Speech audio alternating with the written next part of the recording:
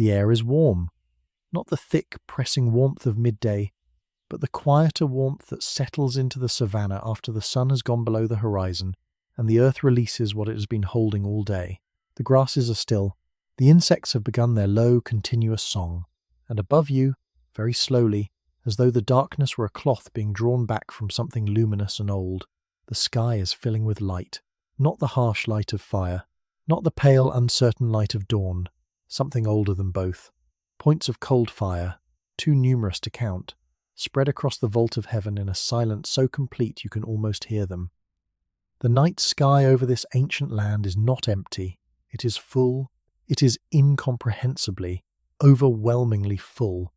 And it has been full like this for 4 billion years, waiting for a creature to look up long enough to understand that.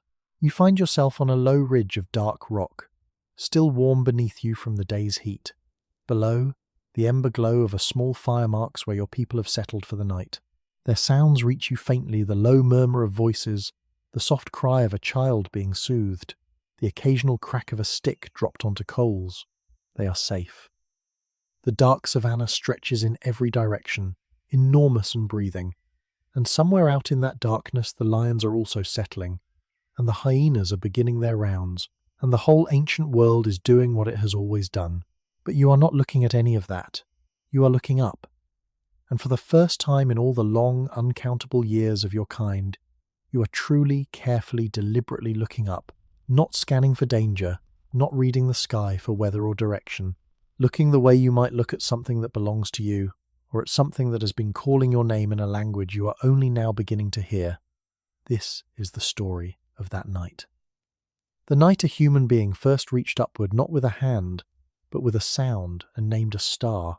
You are somewhere in Eastern Africa, in a time so distant that the continent itself has a different shape than the one drawn on any map you have ever seen. The Great Lakes exist, but they are younger. The rivers run along paths that will shift before the first city is ever built. The mountains are where they will always be, the same mountains, patient and enormous. But the glaciers on their peaks are larger, because the world is in one of its long cool periods, and the rains come differently than they will for your descendants. It is approximately 70,000 years before the present. The number is almost meaningless. 70,000 years. The pyramids of Egypt are 67,000 years in the future.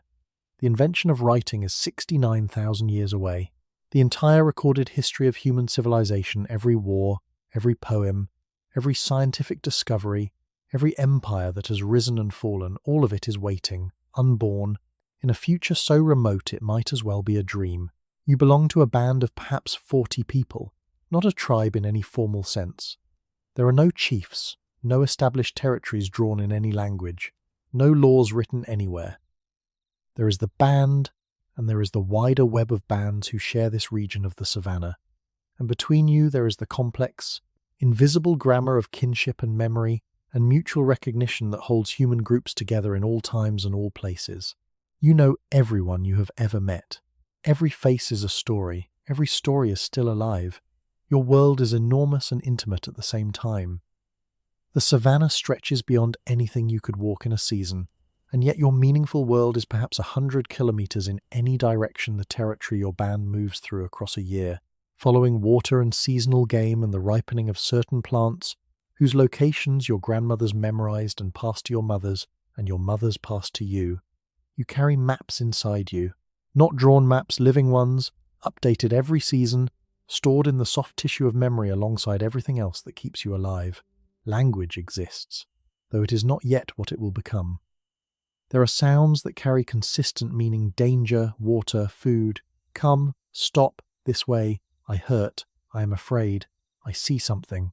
There are sounds for relationships: mother, other band member, mate, child. There are sounds shaped by emotion that everyone understands without needing to learn them, but there are not yet words for most things. Most of the world still exists in the gap before naming. The vast wealth of reality, the particular shade of orange the acacia takes on in late afternoon, the way certain stars cluster together like a handful of seeds thrown upward, the feeling that rises in the chest when you stand on high ground and see the savanna spread out below you in the last light of day. All of this exists, is experienced, is real, but has not yet been separated from everything else by the precise, decisive act of giving it a name. This is something worth resting inside for a moment. Imagine the world before words covered it, before every object and quality and relationship and event carried a label that divided it from the continuous flow of experience. Before the sky was the sky and the stars were stars and the night was the night. Before all those separations, there was still wonder. There was still recognition. There was still the full, wordless press of existence against consciousness, the way the world feels when you are very young or very tired, or standing somewhere beautiful, and for a moment the names fall away, and you are simply there, inside it, without the glass of language between you and the thing itself. Your people live in that state most of the time, not because they are simple, they are not simple. They are fully human, with brains as large and complex as yours will ever be, with the same capacity for love and calculation and curiosity and grief.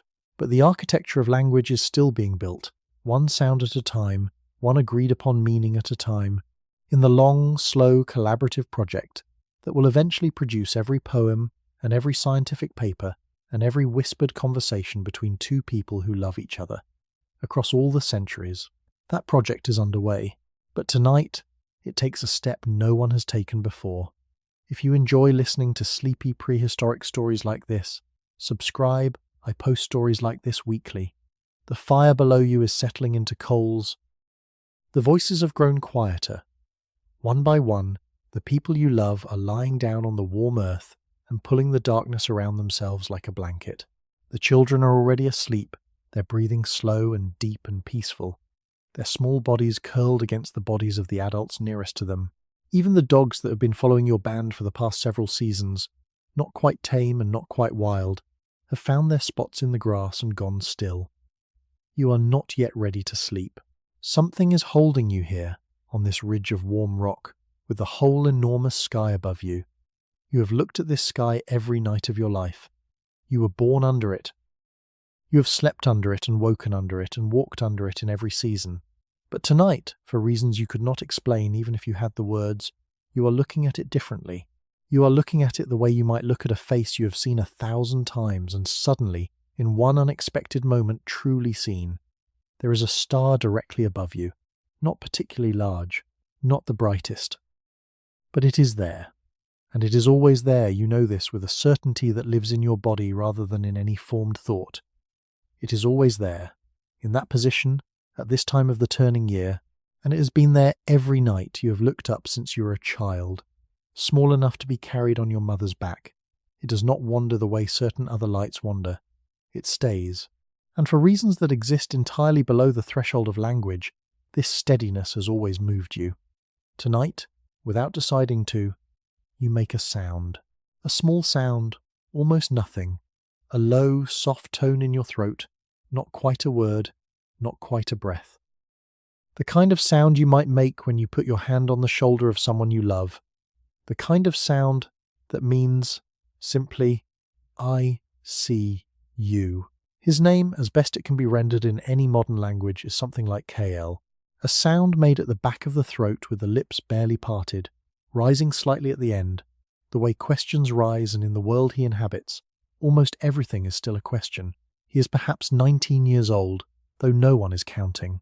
Age is measured differently here, in seasons of competence and relationship rather than in accumulated years. He is old enough to hunt with the senior men, young enough to still be learning the particular patience that distinguishes a skilled tracker from a merely eager one. He is not quite either thing yet, standing at the threshold between them, which may be why he is sometimes drawn to high places and open sky rather than to the fire and the company of his band. He returned empty-handed this evening. The hunt had gone well in its early stages. They had found the tracks of a small herd of springbok at the edge of the dry riverbed that marked the eastern boundary of their current range, and they had followed those tracks with the practiced silence of people who have been doing this since before memory. But the wind shifted at the critical moment, and the herd scattered into a ravine too rocky and broken for pursuit, and the men had stood watching the dust settle and exchanged glances that said, without words, that tomorrow would be another day.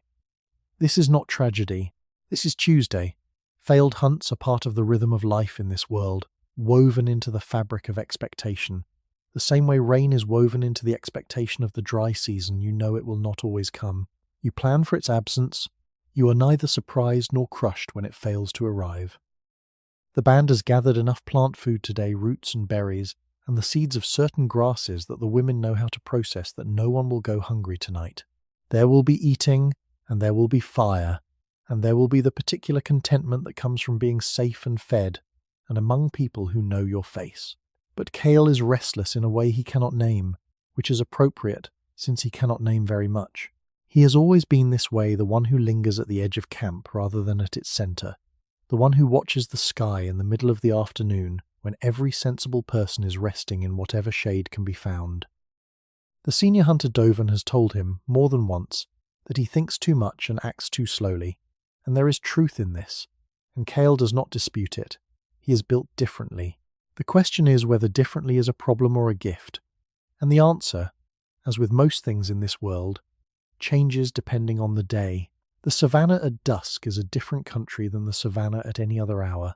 The harsh, bleaching quality of midday is gone. The light falls at long angles, turning the golden grasses to something even more golden, throwing shadows that seem to have weight and texture. The acacia trees stand in their own private silences, their flat crowns spreading like hands held open to the cooling air.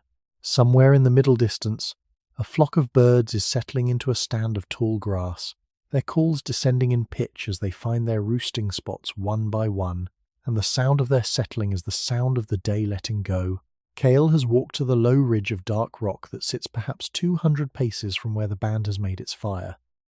It is not high enough to be called a hill. The land here is too flat for dramatic elevations, but it is high enough to see above the grass, high enough to watch the light fade from the western sky and the first stars emerge from the east, where the darkness arrives first and deepest. He does this often, this going to high ground at the end of the day, and his bandmates have long since stopped asking why, or suggesting he come back to the fire. It is simply a thing that Kael does, like the way old Darrow always touches the base of the largest tree in any new camp before sleeping, or the way the children always want to be the first to spot any moving animal on the horizon. People have their habits. Kael has his ridge. He sits cross-legged on the still warm stone. Beneath him, the rock holds the heat of the day in its grain the way certain foods hold flavour deeply, and releasing it slowly, a gift that will last well into the night. The warmth comes up through the thin fabric of hide he wears and settles into his bones in a way that is almost indistinguishable from comfort. The grasses immediately below the ridge rustle occasionally in the small wind that moves along the ground at this hour, and the sound of that rustling is one of the oldest sounds in the world. Grasses and wind in conversation, a dialogue that has been going on since long before there were ears to hear it. The fire below is bright against the darkening sky. He can see the shapes of his people around it, the broad-shouldered outline of Dovin, the slightly hunched posture of old Gara, who has been old as long as Kael can remember, who seems to have decided long ago that she will simply continue to be old indefinitely. He can see the quick movements of the children, darting in and out of the firelight the way moths dart around flame, attracted and cautious at once. He can see the woman he sleeps beside, Ra, who is nursing their infant and watching the children with the particular divided attention of a mother who is doing two things at once and fully present to both. He loves all of them. This is not a complicated love. It is the love of proximity and shared danger and known faces, the love that forms between people who have sheltered from the same storms and tracked the same animals and carried each other's sick children, the love that is less like a feeling and more like a fact of the body. They are inside him the way his own heartbeat is inside him. He does not need to think about it any more than he needs to think about breathing. But tonight, he is not looking at the fire. Tonight, as the last pale green of the western horizon fades to deep blue, and the blue deepens toward a darkness that has no bottom, Kael is looking up. The stars are appearing one at a time, the way all arrivals worth noticing happen singly, without announcement, each one simply there where there was nothing a moment before. He knows this pattern. He has watched it every clear night of his life. The early stars, the ones that appear when the sky is still light enough to be called evening. Then the second wave, as the darkness thickens. Then the great flooding of the sky with light as the full night arrives, and every star that exists reveals itself at once. He has never thought about why this happens. He has never thought about what the stars are.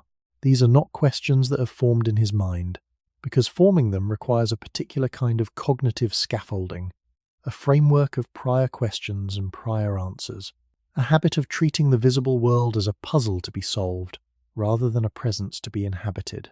That scaffolding is being built, in him and in others like him across this ancient land, but it is not yet complete.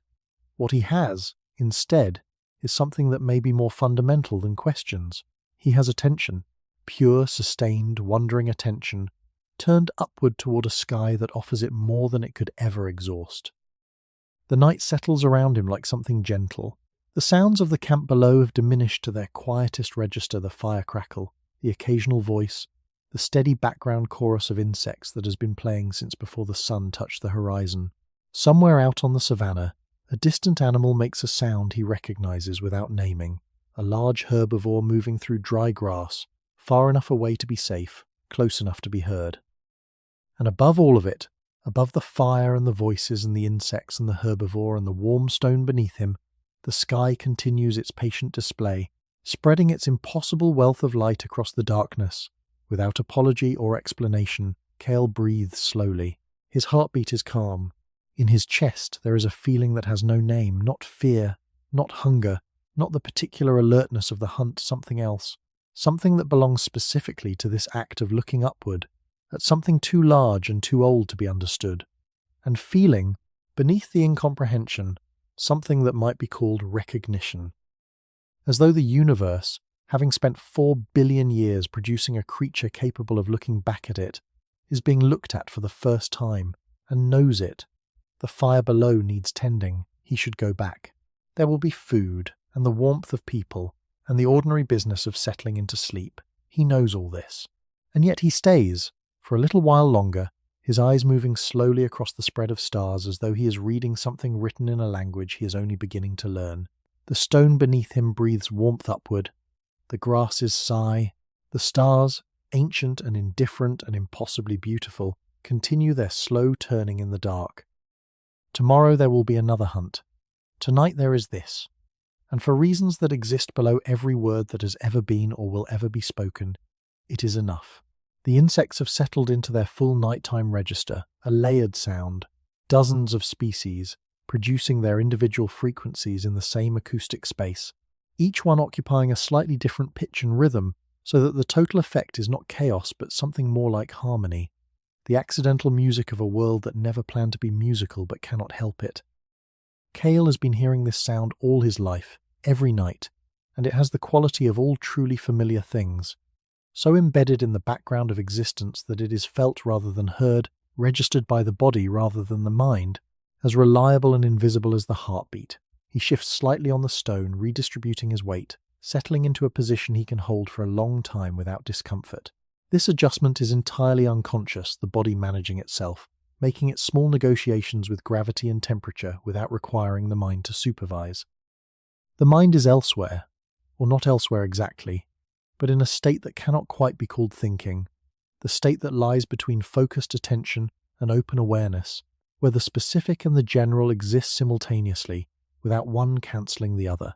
In this state, which is also, not coincidentally, the state most conducive to sleep, he becomes aware of the sky not as a collection of individual points of light, but as a single thing, a dome, a presence, something that has weight and depth, the way the savannah has weight and depth. When you stand in it rather than looking at it from outside, the sky is not up there, the sky is here. It is the space through which all light moves and all wind moves and all weather moves, the medium in which the world conducts its largest operations. He is inside the sky the way a fish is inside water, surrounded by it, dependent on it, barely aware of it most of the time because being inside a thing makes it invisible. Tonight he is aware of it. Tonight the sky is present to him as a presence, something that extends in every direction from the point of his upturned face, something that has existed long before him and will exist long after him, and is not diminished by either his awareness of it or his lack of awareness of it, but which is, simply, available to be noticed. And he is noticing. He is noticing with the quality of attention that he rarely brings to anything else. Not the practical attention of the hunt, not the social attention of the group, not the necessary attention of daily survival, but something purer and more aimless and more complete. He is noticing the way children notice things before the world has taught them to be purposeful about it. Somewhere in the darkness below the ridge, a pair of eyes opens and closes, and an animal that has been resting in the grass shifts its position and is still again. He heard it a rustling, a small displacement of air, nothing threatening. His body noted it and let it pass without escalating to alertness, the efficient triage of a nervous system trained by years of experience to distinguish signal from noise in a world that is entirely composed of both. The body handles the practical world. Tonight the mind is free for this other thing, this looking, this being present to the sky. He does not know what the stars are. He has no theory about them, no story, no explanation, no framework into which they fit other than the direct experience of their consistent presence in the sky. This absence of explanation is not a gap. It is not the frustrating not knowing of someone who wants to know but cannot find the answer. It is the clean, full, unmediated experience of a thing that is what it is before any explanation of it exists. The stars are what they are. They are beautiful and cold and very far away, and always in the same positions at the same time of year. These are not thoughts, they are sensations, things his body knows rather than his mind. This is perhaps the purest state in which human beings have ever experienced the night sky. Before it was explained, before it was mapped, before it was turned into a tool for navigation or a source of mythological stories or the subject of scientific inquiry, before any human understanding of it existed. Just the thing itself, looked at by an organism capable of sustained wonder in the fullness of its reality, with nothing interposed between the looking and the looked at. The coals below him are still bright enough to cast a faint warmth upward on the air. He breathes it in. He breathes the night, the grass smell and the dust smell and the faint, sweet smell of the particular flowers that open only in the dark, night-blooming things that have struck their bargain with a different set of pollinators and conduct their business in the hours when the day flowers are closed. He breathes, and the night enters him through his nose and his mouth and his skin, and he enters it through his eyes, and for a few minutes perhaps the line between inside and outside is less clear than it usually is. The fire is the centre of everything. This is not a metaphor. In the world that Kael inhabits, fire is the organising principle of social life in a more literal way than any institution or building has ever organised the social life of any civilization that will follow. It is warmth against cold nights that would otherwise be dangerous. It is light against darkness that would otherwise be absolute. It is the barrier, however imperfect, between the band and the predators that share this landscape. And it is, in ways not fully understood until much later, the crucible in which something new is being forged in the human mind, the long, close, collaborative conversation that fire makes possible, the slow accumulation of shared understanding that becomes, over generations too numerous to count, the first beginnings of what will one day be called culture. There are 43 people in this band. Kael knows each one of them with the particular intimacy of people who have shared every meal and every sleep and every moment of danger and every moment of grief across the entirety of their lives. He knows the sound of each person's breathing in the dark, the particular way each person moves when they are tired, the face each person makes when they hear something unexpected in the grass. This knowledge is not stored in language, it is stored in the body, in the quick, wordless recognition that the body performs before the mind has time to form a thought. It is the oldest kind of knowing, and it is, in its way, the most complete. The oldest person in the band is a woman everyone calls Sama. Her real designation, the sound made specifically for her, is more complex than that, a multi-tonal construction that carries within it something of her history and her status, and a quality of character that the word for it in any modern language would struggle to carry. But Sama is close enough and easier to hold in the mind. She is perhaps 55 years old, though no one is counting, and she has the compact, enduring body of someone who has walked enormous distances across most of those years. Her eyes are the most distinctive thing about her, not their colour, which is ordinary, but their quality of attention, which is not. She watches everything with the unhurried thoroughness of someone who has long since learned that the world yields its most important information to the patient observer.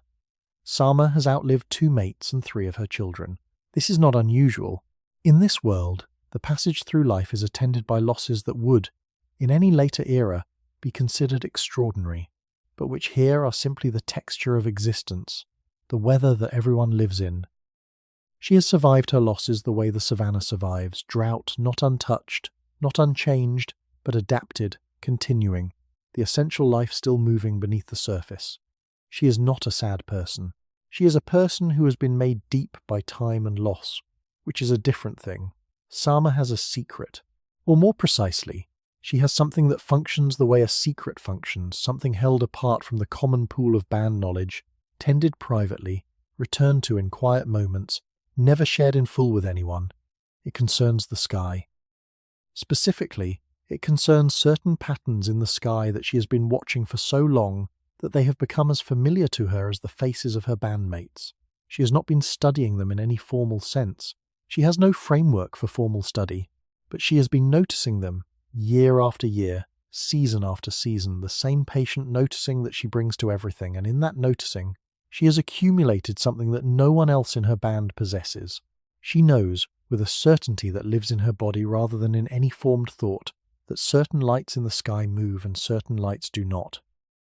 She has seen the wandering lights, the ones that shift their positions relative to the fixed stars over the course of months, tracing paths across the sky that she has watched long enough to recognize as paths, as repeated routes, as something like intention, even if intention is not a word available to her. And she has observed the fixed stars, the ones that stay in their positions, the ones that can be used. Though this is not a word she has for it to know where you are in the turning of the year. The sky, as Sama understands it without language to articulate the understanding, is a kind of order, a repetition. A thing that behaves consistently, the way reliable things behave, the way the world at its best behaves. She has a particular sound she makes for one specific star. The brightest one visible in the eastern sky at this time of year, the one that appears just above the horizon after the main body of the night has established itself. She discovered the sound by accident, years ago. In a night much like this one, she had been watching the star and a low tone had simply emerged from her throat. Not chosen, not composed, the way certain sounds emerge when beauty or sorrow or recognition is too complete to be held silently.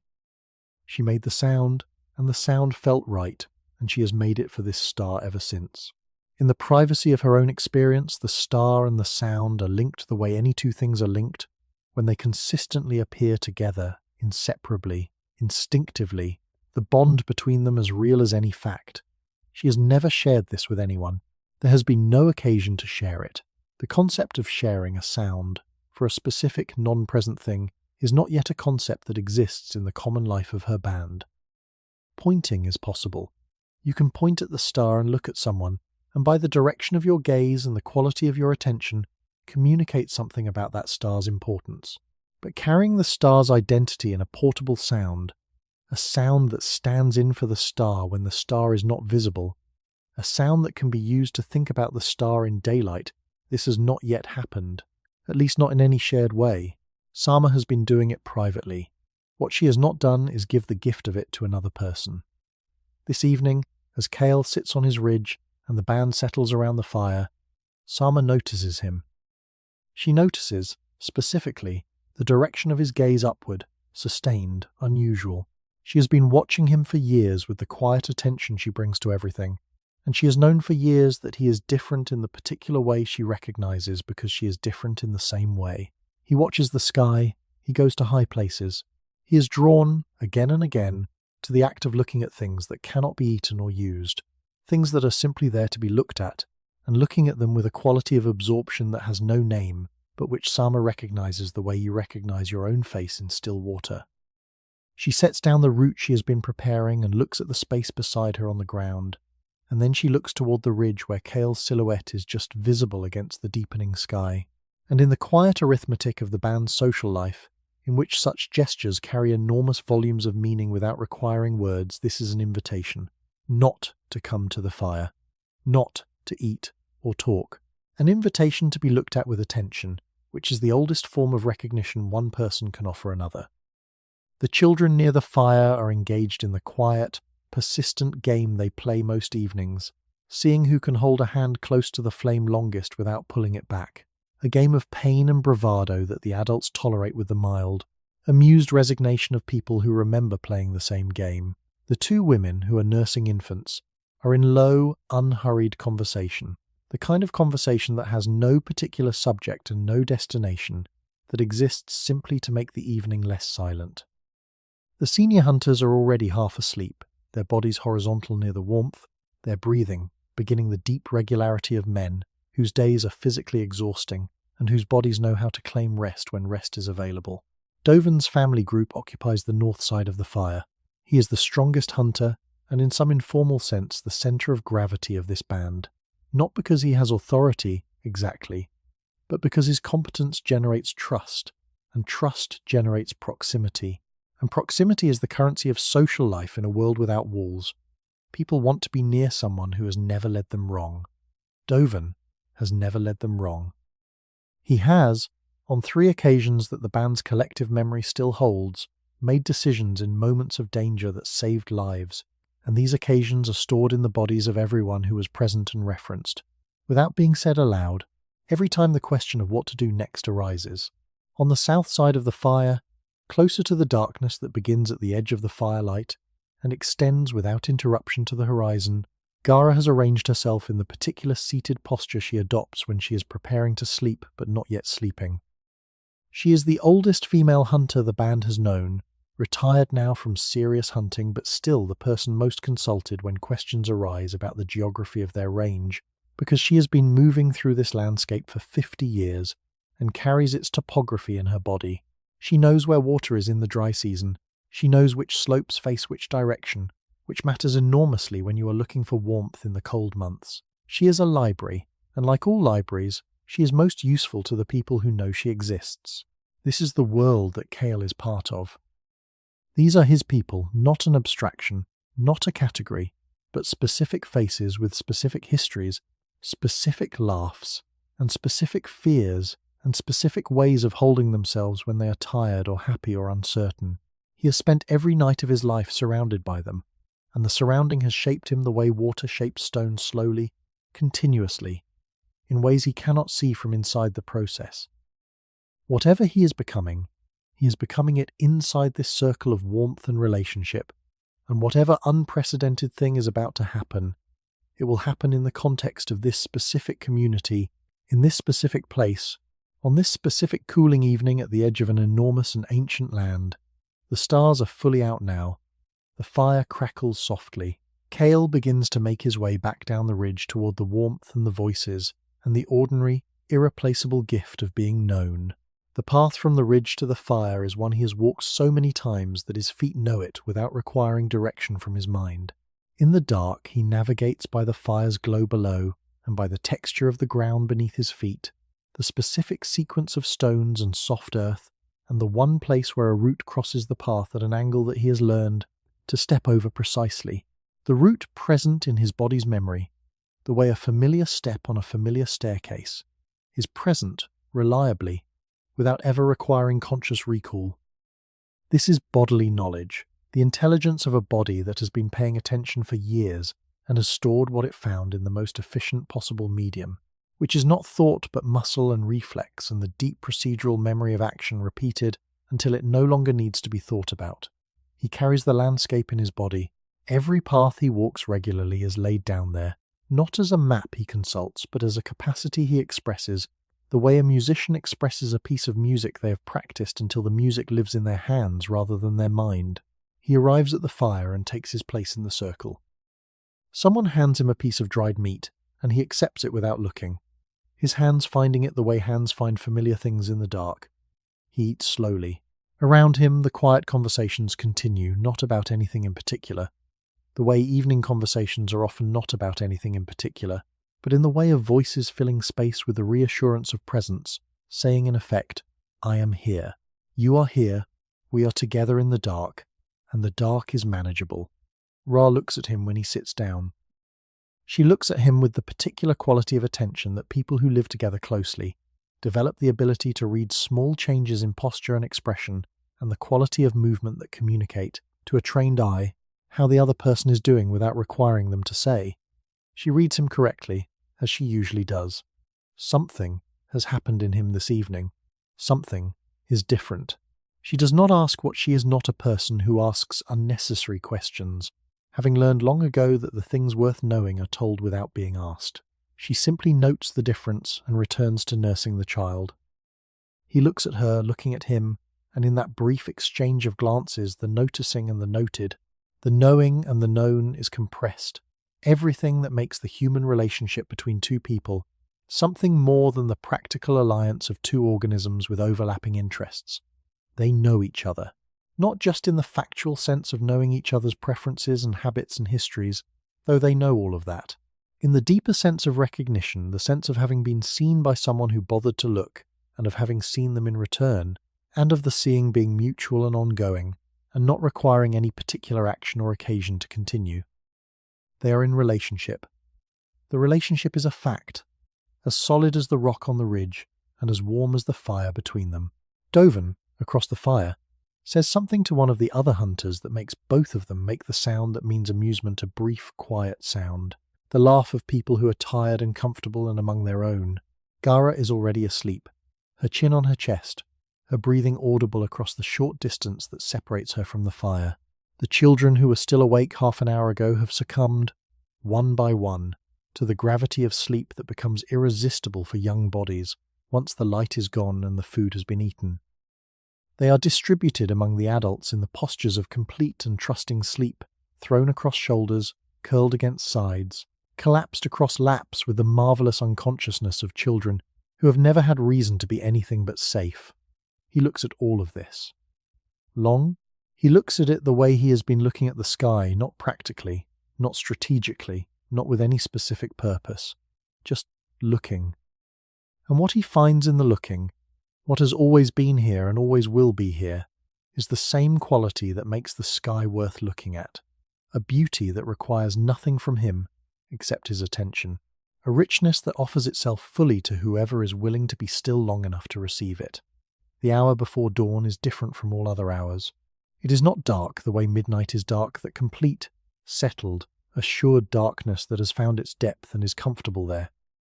It is dark in the way that things are dark just before they change, a darkness that seems aware of its own approaching end, a darkness that is already, though you cannot see it yet, being worked on from below the horizon. The birds know this hour. They have not yet started their morning song, but they are awake. You can feel it in the slight increase of movement in the grass, in the occasional rustling from the trees at the edge of the camp. They are waiting. They know what is coming. Kael is already awake. He is often already awake at this hour, which is one of the things Dovin has noted about him, with a mixture of approval and mild bafflement approval, because hunters who wake early are hunters who cover more ground. Bafflement, because the expression on Kael's face during these early hours is not the alert, purposeful expression of a man preparing to hunt. It is something more interior. He sits at the edge of camp in the grey pre-dawn, and he watches the sky change with the full weight of his attention. And what he does not understand is that Kael, in these quiet hours before the day makes its demands, is doing something that will not have a name for another 70,000 years. He is practicing wonder. This morning the hunting party assembles with the practiced ease of people who have done this together many times. There is no spoken plan. The plan is already understood, already agreed upon by virtue of the tracks they saw yesterday, and the knowledge each hunter carries of this particular stretch of the dry riverbed and its approaches. Dovin moves first, and the others fall into position behind him, with the quiet precision of a flock of birds changing direction, no signal visible, no leader point, just the collective body knowing what to do and doing it. The Savanna in the early morning is cool enough that you can see your breath if you exhale slowly, a small, visible cloud that vanishes before the next breath arrives. The grass holds the overnight dew, and the passage of a person through it at this hour leaves a dark trail of disturbed moisture that catches what little light exists and holds it briefly. Everything is muted, the sounds, the colours, the smells, as though the world has not yet fully committed to being awake. The hunters move through this muted world like shadows of themselves, their bodies at their most efficient, years of practice having worn away everything unnecessary, until what remains is pure, economical movement. Kael is near the centre of the group, which is not where the best hunters position themselves. Dovin takes point, and the three most experienced hunters flank wide to approach from angles that will cut off the herd's preferred escape routes. Kael's position is not a slight. It is an assignment suited to his particular gifts, which include patience and an almost uncanny sensitivity to the small sounds and smells that indicate the presence of animals before they become visible. He has been called, more than once, the nose of the group.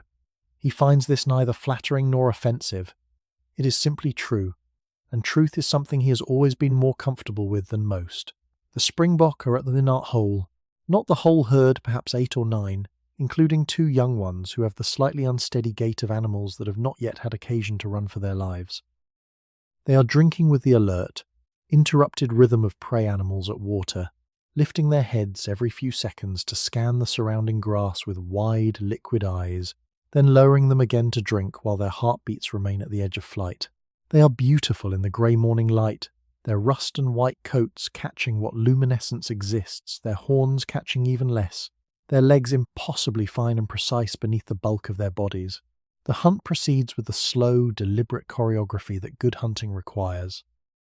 Dovens signal a barely visible tightening of one hand ripples outward through the hunters, and they begin to narrow their positions, each moving with painful, exquisite slowness, aware that the critical variable is not speed, but the management of wind and sound and visibility. They have done this hundreds of times. The body knows it. The question in these moments is not what to do, but whether the patience can be maintained long enough for the moment to arrive. The wind shifts. It is a small shift, the kind that happens constantly on the Savanna, as the air begins to respond to the heat that the new day will bring, and on most mornings it would be inconsequential. But this morning it carries the hunting party's scent directly toward the waterhole, and the springbok, those extraordinary instruments of survival, those animals whose entire existence has been shaped by the necessity of detecting exactly this kind of shift, respond before any human signal could have warned them. The lead female's head comes up, and in the half-second of her stillness, the whole herd reads her, and then they are running. They are extraordinary when they run. The pronking, that strange, stiff-legged, bouncing leap that springbok perform when alarmed, all 4 feet leaving the ground simultaneously. Their bodies forming an arc in the air is something that looks, to human eyes, like joy, like excess, like an animal expressing surplus energy in a way that makes no sense from a survival standpoint. But it makes sense. It signals to the predator that this animal is strong and alert and not worth pursuing, and simultaneously communicates the presence of danger to the rest of the herd through the visual language of the leap. It is communication and self-advertisement at once, compressed into a single, impossible-looking movement. The hunters watch them go. The dust settles. The waterhole returns to its still, mirror-like state, reflecting a sky that is now, finally, beginning to lighten in the east. Doven stands for a moment watching the direction in which the herd disappeared, his expression the expression of a man performing a rapid, wordless calculation about whether pursuit is worth its costs. Then he turns back toward camp with the slow, unhurried movement of someone who has been hunting long enough to know that failure is part of the pattern and the pattern will provide. Kael lingers at the waterhole after the others have turned back. This is, again, a thing he does, the lingering, the staying in places a little longer than practicality requires. He stands at the edge of the water and looks down at the surface, which is still with the quality of stillness that only water achieves, a stillness that has depth to it, that seems to go down rather than simply existing at the surface. And in that still water, he sees the sky. The last stars of the western sky are reflected in the waterhole, trembling slightly where a small disturbance from the recently fled springbok has not yet entirely settled.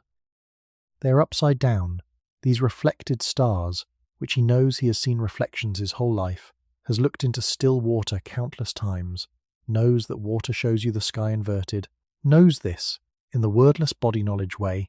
He knows most things, but this morning, something about the image stops him.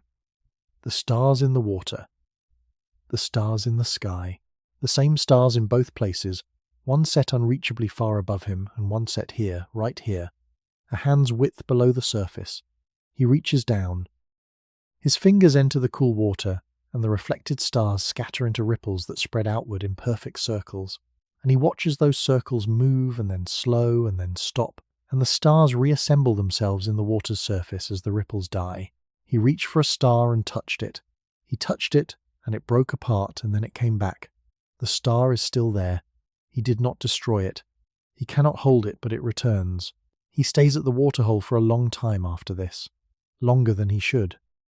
The sun is beginning its climb above the eastern horizon by the time he turns and starts back toward camp, and the reflected stars are gone, washed out by the growing light, replaced by the reflection of a pale sky that is becoming bluer by the minute. But he carries something with him as he walks, something that has no name in any language he knows or in many languages that will come after him. He carries the idea that the sky is not only above, that the sky lives in everything that is flat and still and willing to hold it, that the star he cannot reach is, simultaneously, right here. This thought, which is not yet a thought in any fully formed sense, more a feeling in the chest, a quality of attention, will stay with him for the rest of this day and into the coming night. It will be there when he eats his share of the gathered food that evening. It will be there when his child makes the small, involuntary sounds of nursing against Ra's side in the dim firelight. It will be there when he walks, as he always does, to the ridge of warm rock and looks up at the sky that holds, in its vast indifferent beauty, every star that has ever been reflected in every still pool of water on this ancient and patient earth. On the walk back from the waterhole, he passes through a stretch of burned ground, the aftermath of a grass fire that moved through here weeks ago, before the band arrived in this part of their range. The burned area is perhaps 100 paces across, a dark patch in the golden landscape, and where the grass has already begun to return, it comes up in the vivid, almost painful green of very young growth, the colour that nothing but new grass after fire achieves. He passes through the edge of this burned and regreening space and notes it with the practical part of his mind. Burned areas attract certain grazing animals, who come for the tender new growth, which makes them predictable, which makes hunting near burned areas a specific strategy worth remembering. But another part of him, the part that has been different since the waterhole, is noticing something else about the burned ground. In the ash, where the fire was hottest, the surface is pale grey and perfectly flat, and in the small pools of water left by last night's brief shower, those pools sitting in the ashy flat ground like small mirrors, he can see the sky again. The same sky. Not the stars this time, it is midday now. The sky is blue and bright, carrying its daytime cargo of cloud and light. But the same dome, reflected in the same way, upside down, close enough to touch. He stops and looks at one of these small pools for a long time. His shadow falls across it, darkening the reflection, and he steps to one side to let the full sky back in. The cloud that was passing overhead appears in the water a moment after it appears in the sky above him. The reflection slightly delayed, slightly less precise, but the same cloud, the same direction of movement, the same shape. He is standing between sky and sky. Above him the real thing, below him the reflection.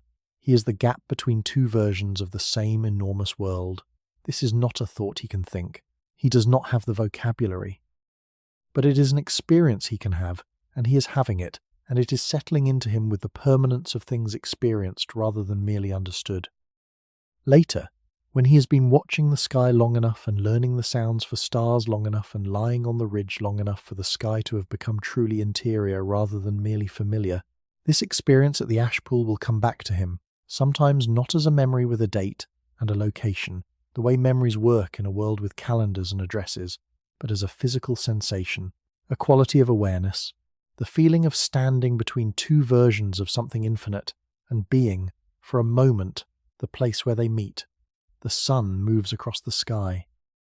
He moves with it, back toward the camp, carrying his share of what the day's gathering has produced seeds, mostly, and the roots that certain women in the band know how to find by reading the surface of the ground above them, and a small amount of the dried fruit that the previous band to use this area had been too full or too hurried to collect from the lower branches of a shrubby tree near the dry riverbed. The gathered food is distributed, as everything is distributed, with the careful fairness of a community that depends on the principle of fairness for its internal cohesion. He eats without much attention. The food is good, it is always good when you are hungry, and he is always somewhat hungry, the background state of a body that uses more calories than it can ever quite easily obtain.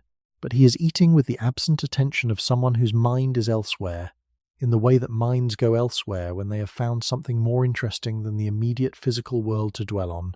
He eats and the sky is in him, The waterhole sky and the burned ground sky and the ridge sky and Sama's sound for the star that is currently invisible behind the daytime brightness, waiting for night to make it visible again.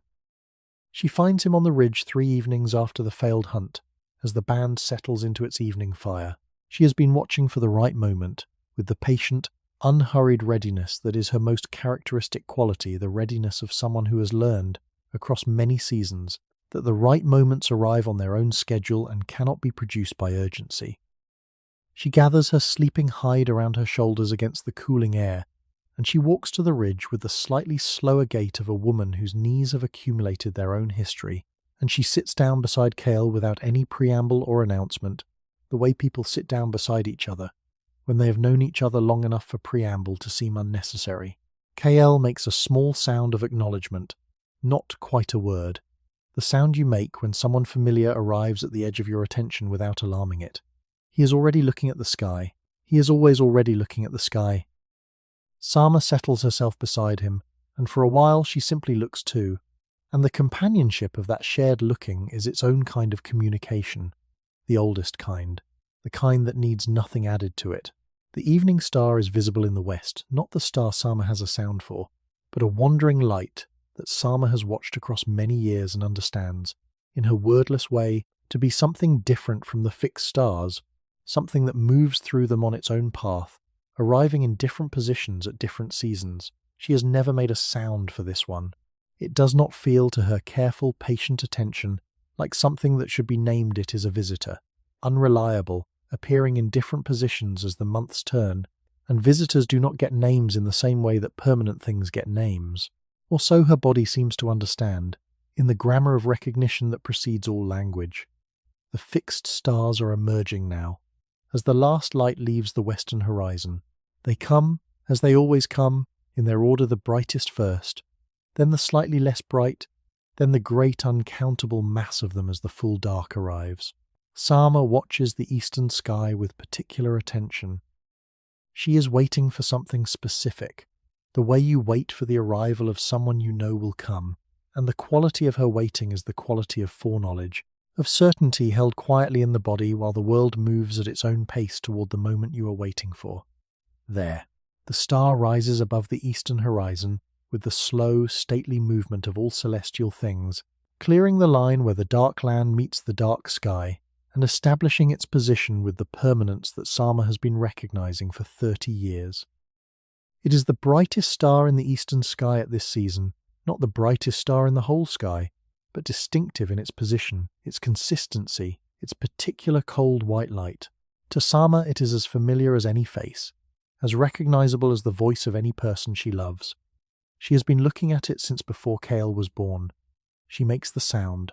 It emerges quietly, almost more breath than tone, a low, rounded syllable that rises slightly at the end and then falls, the same sound she has been making privately, for this star, for 30 years. She does not look at Kael when she makes it. She keeps her eyes on the star. The sound is for the star, and she is sharing it with Kael the way you might show someone something beautiful without requiring them to respond to it, without turning the sharing into a demand for acknowledgement. Kael hears it. He has, in his life, heard many sounds that his bandmates make, the sounds of communication, of warning, of pain and pleasure, and simple daily life. He has heard Sama's voice specifically more times than he could count, but he has not heard this sound before. It is unlike the sounds made for present things, the sounds that point at something visible and say, in effect, that. This sound has a different quality, a roundedness, a completeness, a sound that seems to contain something rather than just point at it. He looks at Sama's face, which is turned toward the eastern sky, and he follows her gaze to the star she is looking at. Something happens in him. It is not dramatic. It is not the thunderclap of revelation that later traditions will use to describe moments of spiritual discovery. It is quieter than that, a kind of falling into place, a click of recognition, the way a stone fits into a hollow in a rock that was made exactly for it. He understands what Sama is doing. Not in a conscious, articulated understanding. He does not have the language for that understanding, will not have it in his lifetime, but in the deep, pre-verbal comprehension that human beings possessed long before they possessed words for their comprehension, he understands. She has a sound for that star, A sound that is the star when the star is not present. A sound that is the star even in the daylight. A sound that carries the star inside it wherever it goes. He makes a sound back. It is not Summer's sound. He is not trying to repeat her sound. Not yet. Not quite understanding that repetition is part of the gift she is offering. His sound is his own response. The sound that the star and Sama's recognition of the star produce in his particular throat and his particular chest. It is lower than Sama's sound, and shorter, and has in it a quality of question not quite her certainty, not yet, but reaching toward it. The sound of a person who is beginning to understand something. Sama turns to look at him then, and what passes between them in that look has no name in any language in any era.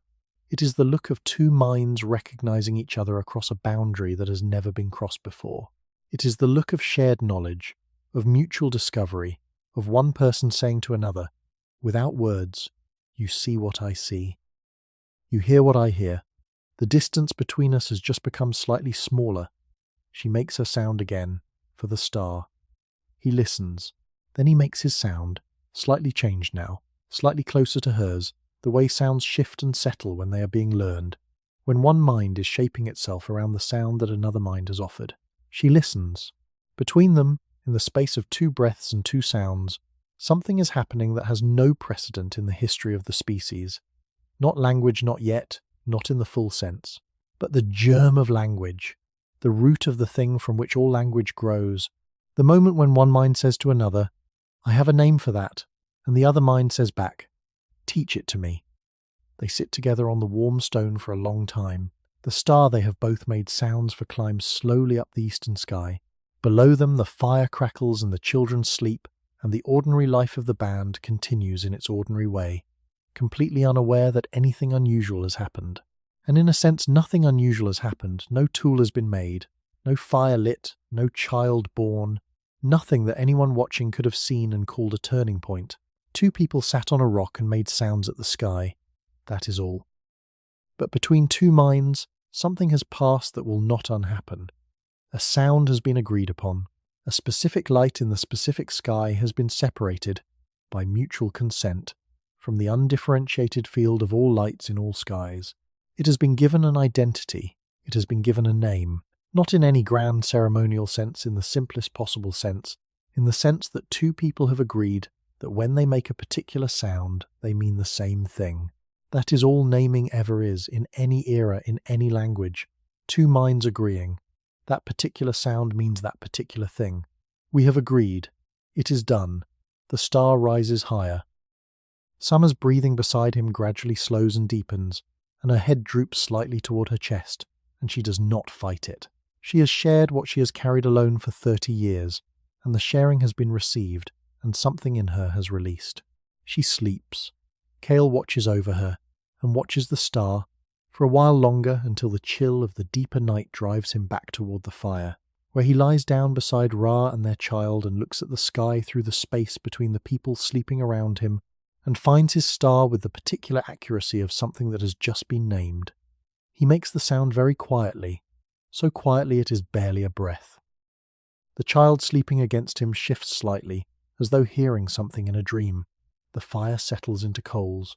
Above the low horizon of the sleeping world, the named star burns steadily on, knowing nothing of what has just been done in its honour, carrying its ancient light through the dark without pause or acknowledgement, patient and perfect and permanent. There is a quality to the night after the naming that is different from other nights, though nothing visible has changed. The sky is the same sky. The fire has burned to the same quality of coals it burns to every night. The sounds of the sleeping band are the same sounds. And yet something in the air, or perhaps something in Kael's relationship to the air, has shifted. The world has a feature it did not have before. Not a new physical feature, the star was always there. The sound was always possible. But a new conceptual feature, a new node in the network of shared meaning that the band maintains and that connects each person to every other person and to the world they all inhabit together. He's been thinking about this in the hours since Sama went to sleep and he returned to the fire. Not thinking in the way he thinks about practical things, not the focused, purposeful processing that goes into planning a hunt or reading weather or remembering the location of water.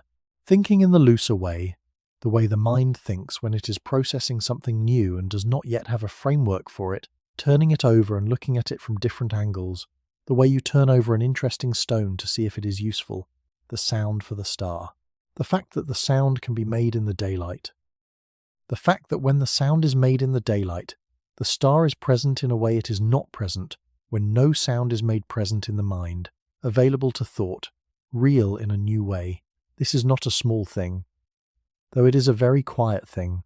The ability to have something in the mind without having it in the physical environment, the ability to think about the star when the star is not visible, is a form of freedom that human beings were not always capable of, and that they are only now, in this long evolutionary moment, fully developing. Earlier minds could perhaps remember the star, could store the image and retrieve it.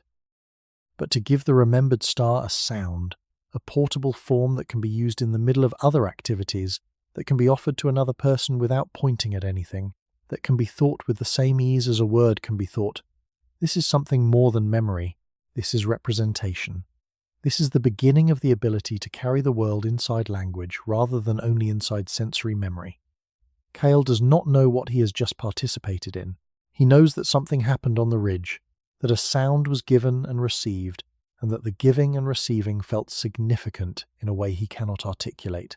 He knows that the star and the sound are now the same thing to him in a way they were not before, that the sound brings the star and the star brings the sound, and that neither one is complete without the other anymore. He knows this the way he knows all the most important things, not as information, not as knowledge that could be passed to another person directly, but as a state of being that his whole organism has entered, and that will not be exited. And he knows, in the way that some people know things before they have evidence for them, that this is only the beginning. The sky is very large. It contains very many lights. And he has, from this night forward, a tool that he did not have before, a method, a practice, a way of doing something that was not possible for him before Sama sat down beside him on the warm stone. He can name things. He is learning to name things. And the things that most call out to be named, in the world of this particular evening, in the life of this particular person, are the lights that never move, that are always in the same positions at the same times, that can be counted on the way almost nothing else in his world can be counted on. The fire is fully coals now. The last small flame flickers once and goes out, leaving only the orange glow of the embers, which gives just enough light to see the shapes of the people sleeping around it, but not enough to read their faces. In this dim light, everything is outline and suggestion, form without detail. The sleeping band, the sleeping Savanna, the awake sky, alive with its cold and permanent light, looking down at the sleeping world with the serene indifference of something that is never required to sleep. He closes his eyes. The sound moves through him one more time, softer than breathing, a vibration felt in the chest rather than heard in the ears. The star is in the sound is in him. He sleeps. The storm builds for an entire day before it arrives. You can feel it coming in the air long before the first clouds appear. A heaviness, a pressure, a change in the quality of the light that makes the savannah look both more vivid and slightly unreal, the way everything looks in the minutes before something significant changes. The animals feel it too. The birds become louder, more agitated, their calls carrying a different register than their ordinary morning songs. The large herbivores, the wildebeest that have been grazing in the distance all week, begin to drift, subtly, toward the kopjes, the rocky outcroppings that offer a slightly higher perspective and, in storms, the psychological comfort of solid stone. The band is experienced with storms. They know this particular kind of building pressure, this quality of warning that the sky sends ahead of its most dramatic expressions. They begin, without being asked, the unhurried but deliberate process of finding shelter, not panic, not urgency, but the efficient repositioning of a group that has survived many storms by reading the sky's announcements early and responding with appropriate speed. There is a long rocky overhang, perhaps 1/2 kilometre to the northeast, a natural shelter they have used in every wet season as long as anyone can remember. They move toward it now, carrying what matters: the fire-starting materials, the sleeping hides, the food stores, the children. They arrive before the rain, which is the only success worth having in this kind of weather. The overhang is perhaps 30 paces wide and deep enough to shelter them all, with room for the dogs who have been following the band to shelter at the edges, which they do. their bodies curling into themselves in the particular posture of animals, preparing for discomfort but not disaster. The band arranges itself under the rock with the practiced spatial intelligence of a group that has done this many times, children toward the interior, warmth sharing in the natural groupings of family and friendship, the adult men somewhat toward the edge where they can watch the approach of the storm. Kael is at the very edge of the overhang. He is always at the very edge of the overhang. This, too, is a thing about him that the band has long since accepted without requiring explanation, that when everyone else is moving toward the interior, toward the warmth and the shelter and the close comfort of bodies pressed together, Kael moves toward the threshold, toward the place where sheltered and unsheltered meet, toward the maximum visibility of the approaching sky. The first lightning comes before the rain. It comes the way great things tend to come suddenly, after long preparation, transforming the whole landscape in an instant from one state to another. The bolt touches the ground somewhere in the distance, behind the line of acacia trees that marks the edge of the nearest seasonal waterway, and for one tremendous fraction of a second the entire savanna is illuminated in flat, white light that shows everything at once, and then is immediately gone, leaving the eyes stunned with the afterimage of a world that was there and then wasn't. The thunder follows low and rolling, arriving in the chest before it arrives in the ears, a sound made of stone rather than air. The rain comes immediately behind the thunder.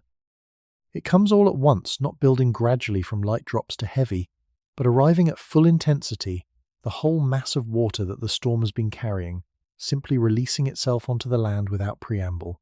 The sound is enormous. The savanna, which moments ago was evening quiet, is now filled with a white noise that seems to come from every direction simultaneously. A total saturation of sound that somehow produces not alarm, but a peculiar calm, the calm of everything being drowned out, the calm of complexity being reduced to a single overwhelming simplicity. Under the overhang, the band is warm and sheltered and watching. The children, after their initial startlement at the thunder, have settled against their adults with the quick adaptability of children who are not yet old enough to have accumulated a full catalogue of fears. They watch the lightning with wide eyes that show wonder more than alarm, each flash a gift of sudden visibility, each roll of thunder something to feel in the sternum, a vibration that connects the chest to the earth to the sky, in one continuous shudder. Gara is telling a story, or something that functions the way a story functions in this world, a sequence of sounds and gestures that the children follow with the focused attention of creatures built specifically to receive narrative. Kael is not listening to Gara's story. He is watching the sky in the specific, absorbed way he watches the sky, and in the strobing light of the lightning he is seeing something he has not seen before, or rather, seeing something he has seen before but never with the quality of attention that makes seeing into understanding. Between the lightning flashes, the sky is dark, completely dark, the clouds having swallowed every star.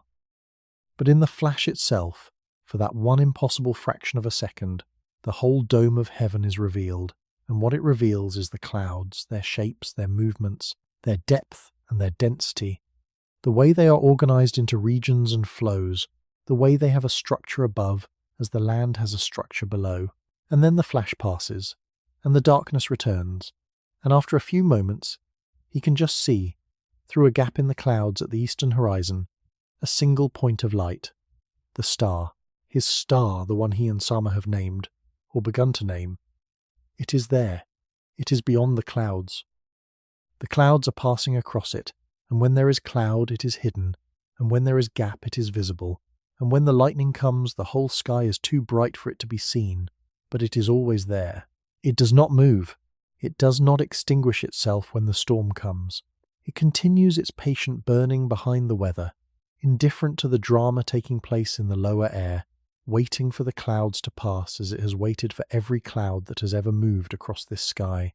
Something shifts in Kael's understanding, not dramatically, not with the thunder quality of the lightning strikes around him, but quietly, in the way that the most important changes tend to happen, the way the angle of light on a familiar hillside will suddenly show you something in the rock that you have walked past 1,000 times without seeing. He understands, in whatever way understanding was possible in a mind without formal language, that the sky and the storm are different things, that the storm is something that happens in the sky, like the way animals happen in the savannah, moving through it, using it, but not being it. The sky is not the storm. The sky is what the storm moves through. And beyond the storm, permanent, unreachable, utterly indifferent to the water and the lightning and the rolling thunder, the stars continue their ancient burning. This distinction between the event and the place where the event occurs is, in the long history of human thought, not a small thing. The ability to separate the phenomenon from the substrate, to understand that what you see is happening against a background that is not the same as what you see, is a cognitive leap that has consequences. It is, in some deep structural way, the beginning of the ability to reason about the world, to understand that things have causes, and those causes have their own contexts, and that the full picture includes both the thing and the place in which the thing occurs. Kael does not know this about his own thought. He is simply watching the storm and the star, the storm and the star, and registering that they are not the same kind of thing. The storm continues for most of the night. Toward its end, in the small hours before dawn, the rain becomes lighter and then lighter still, until it is a fine mist rather than a downpour, and in that mist the lightning has stopped and the thunder has moved away to the east, still audible, but no longer overhead, rumbling off toward the horizon like a departing animal. The clouds are breaking. The eastern sky, where the clouds have moved away first, is beginning to show its stars, not many, just the brightest ones, coming through the gaps in the cloud cover like friends arriving one by one. After a long absence, the star appears. Not gradually, suddenly, because the cloud moves and there it is, exactly where it always is, exactly the brightness it always is, exactly the same cold white point of light that has been burning in that position for longer than the savannah itself has been savannah, longer than the acacia trees have been acacia trees, longer than the species that is now lying under this overhang and watching for it, has been what it is. The star does not know it has been missed. It does not know it has been watched for and worried for, and found again with relief. It is simply there, as it has always been, as it will always be for 10,000 human lifetimes to come. Kael makes the sound. Very quietly, so as not to disturb the sleeping people around him, the soft rounded sound that Sama gave the star, the sound he has been practicing in his own mind across the days since she gave it to him, the sound that has been shaping itself in him the way a river shapes its own bed, finding the path of least resistance, wearing away what doesn't belong.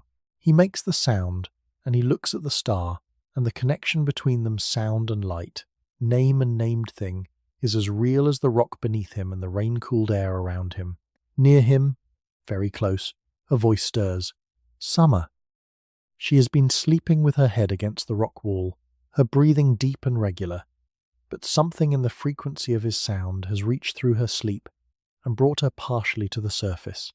She opens her eyes and looks toward the eastern sky, and even in the darkness he can see the quality of her recognition, the way her gaze goes directly and immediately to the star, without searching, without hesitation, the way you look directly at someone you know in a crowd of strangers.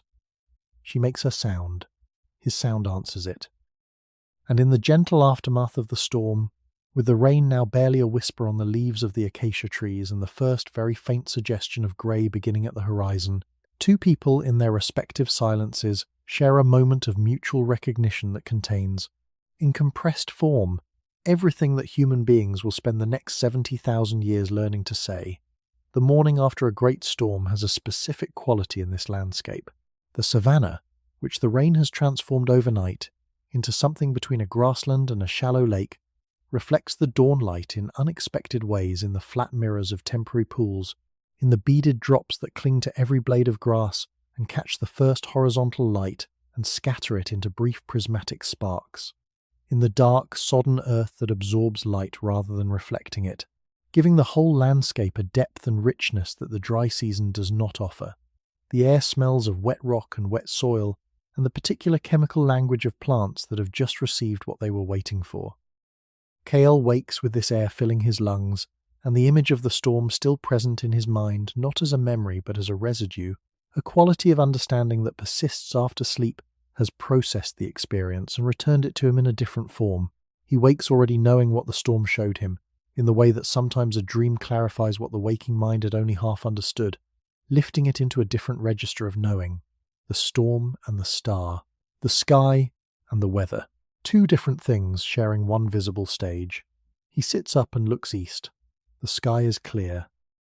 The storm moved through in the night, and what it left behind is the kind of clarity that only comes after great amounts of water have washed the air, a transparency that makes the horizon seem to have moved slightly farther away, as though the world has expanded overnight to reveal edges that were previously hidden behind atmospheric haze. Even the distant hills, the low dark line that marks the edge of the escarpment 10 or 12 kilometers away, are more distinct than usual, their profile sharpened by the rinsed air into something almost close enough to touch. The star. His star is not visible. It is morning. The sky is full of light. The star is there. He understands this now with a certainty he did not have before the storm, but it is invisible, the way many things are invisible, not because they are absent, but because the conditions for seeing them are not yet right. This is not a small thought. Most minds, at most times, hold only what they can currently perceive. The capacity to maintain the existence of things that are currently invisible, to carry them forward through their invisibility and trust that they will return, is itself a cognitive achievement, the beginning of the kind of abstract reasoning that allows planning, that allows the construction of mental models of the world that are more complete than any single moment's perception. Kael's mind, in this regard, is doing something that very few minds in the history of the world have done at this level of generality and intention. He is maintaining a model. Not a model of a specific object, the star, though, that is where it began. He is maintaining a model of the relationship between visibility and existence, the crucial understanding that the unseen is not the unreal. This is the thinking that will, in 70,000 years, allow his descendants to speak of things they have never directly perceived: electrons, black holes, the interior of living cells, the minds of other people with the same confidence they speak of things directly before their eyes. He does not know this. He knows only that his star is there, above the morning sky, waiting for night the way he has learned to wait for it. And this knowing has changed, subtly but completely, the quality of his days. Daytime is no longer a simple time of warmth and activity and visibility. Daytime now has a sky with hidden things in it. The blue above him is not an empty blue, it is a full blue, so full of light that the other lights within it cannot be seen. He moves through his days now with an added layer of awareness, a background attention to the sky that was not there before, an orientation upward that is quiet but persistent, like a low musical note that does not stop even when louder sounds arrive. Sama is already awake when Kael moves to find her. She is sitting at the edge of the overhang's shadow, in the first line of morning sunlight, and she is doing what Kael has come to understand as her particular form of thinking, holding very still, her eyes open but not focused on anything near, her hands quiet in her lap, her face carrying the expression of a person whose attention is entirely directed inward, toward whatever internal landscape she navigates in these still moments. She does not look up when Kael approaches. She does not need to. She has already registered his footfall, the specific rhythm and weight of his particular step, and has made room for his presence without interrupting her stillness. He sits beside her. He looks where she looks, which is toward the eastern sky, toward the place where the star will be tonight. The sky there is pale gold and pale blue, the colours of early morning, and there is nothing to see, and yet they both look, in the easy companionship of people who share something without needing to speak about it. After a long time, Sama makes a sound, not the sound of the star, but a sound that seems to contain the star along with other things, a sound that carries the whole arc of the night they have just passed through the storm, the darkness, the reappearance. Kael answers it, and his answer contains his own arc, his own version of the same night, and for a moment the two sounds exist together in the morning air like a conversation that requires no interpretation, because each party already knows exactly what the other means. This is what language will always be at its deepest level, not just the transfer of information from one mind to another, but the recognition that the other mind has its own version of the world, its own experience of the same sky, and that the gap between those two private worlds can be briefly bridged by the right sounds made in the right order. Sama and Kael, on this morning after the storm, are at the beginning of that bridge. The bridge is made of two sounds. It will grow, in the coming millennia, into every language that has ever been spoken, every poem that has ever been written, Every conversation that has ever made a person feel less alone in their private experience of the world. There is a child in the band whose designation the sound made specifically for her is something like Eta.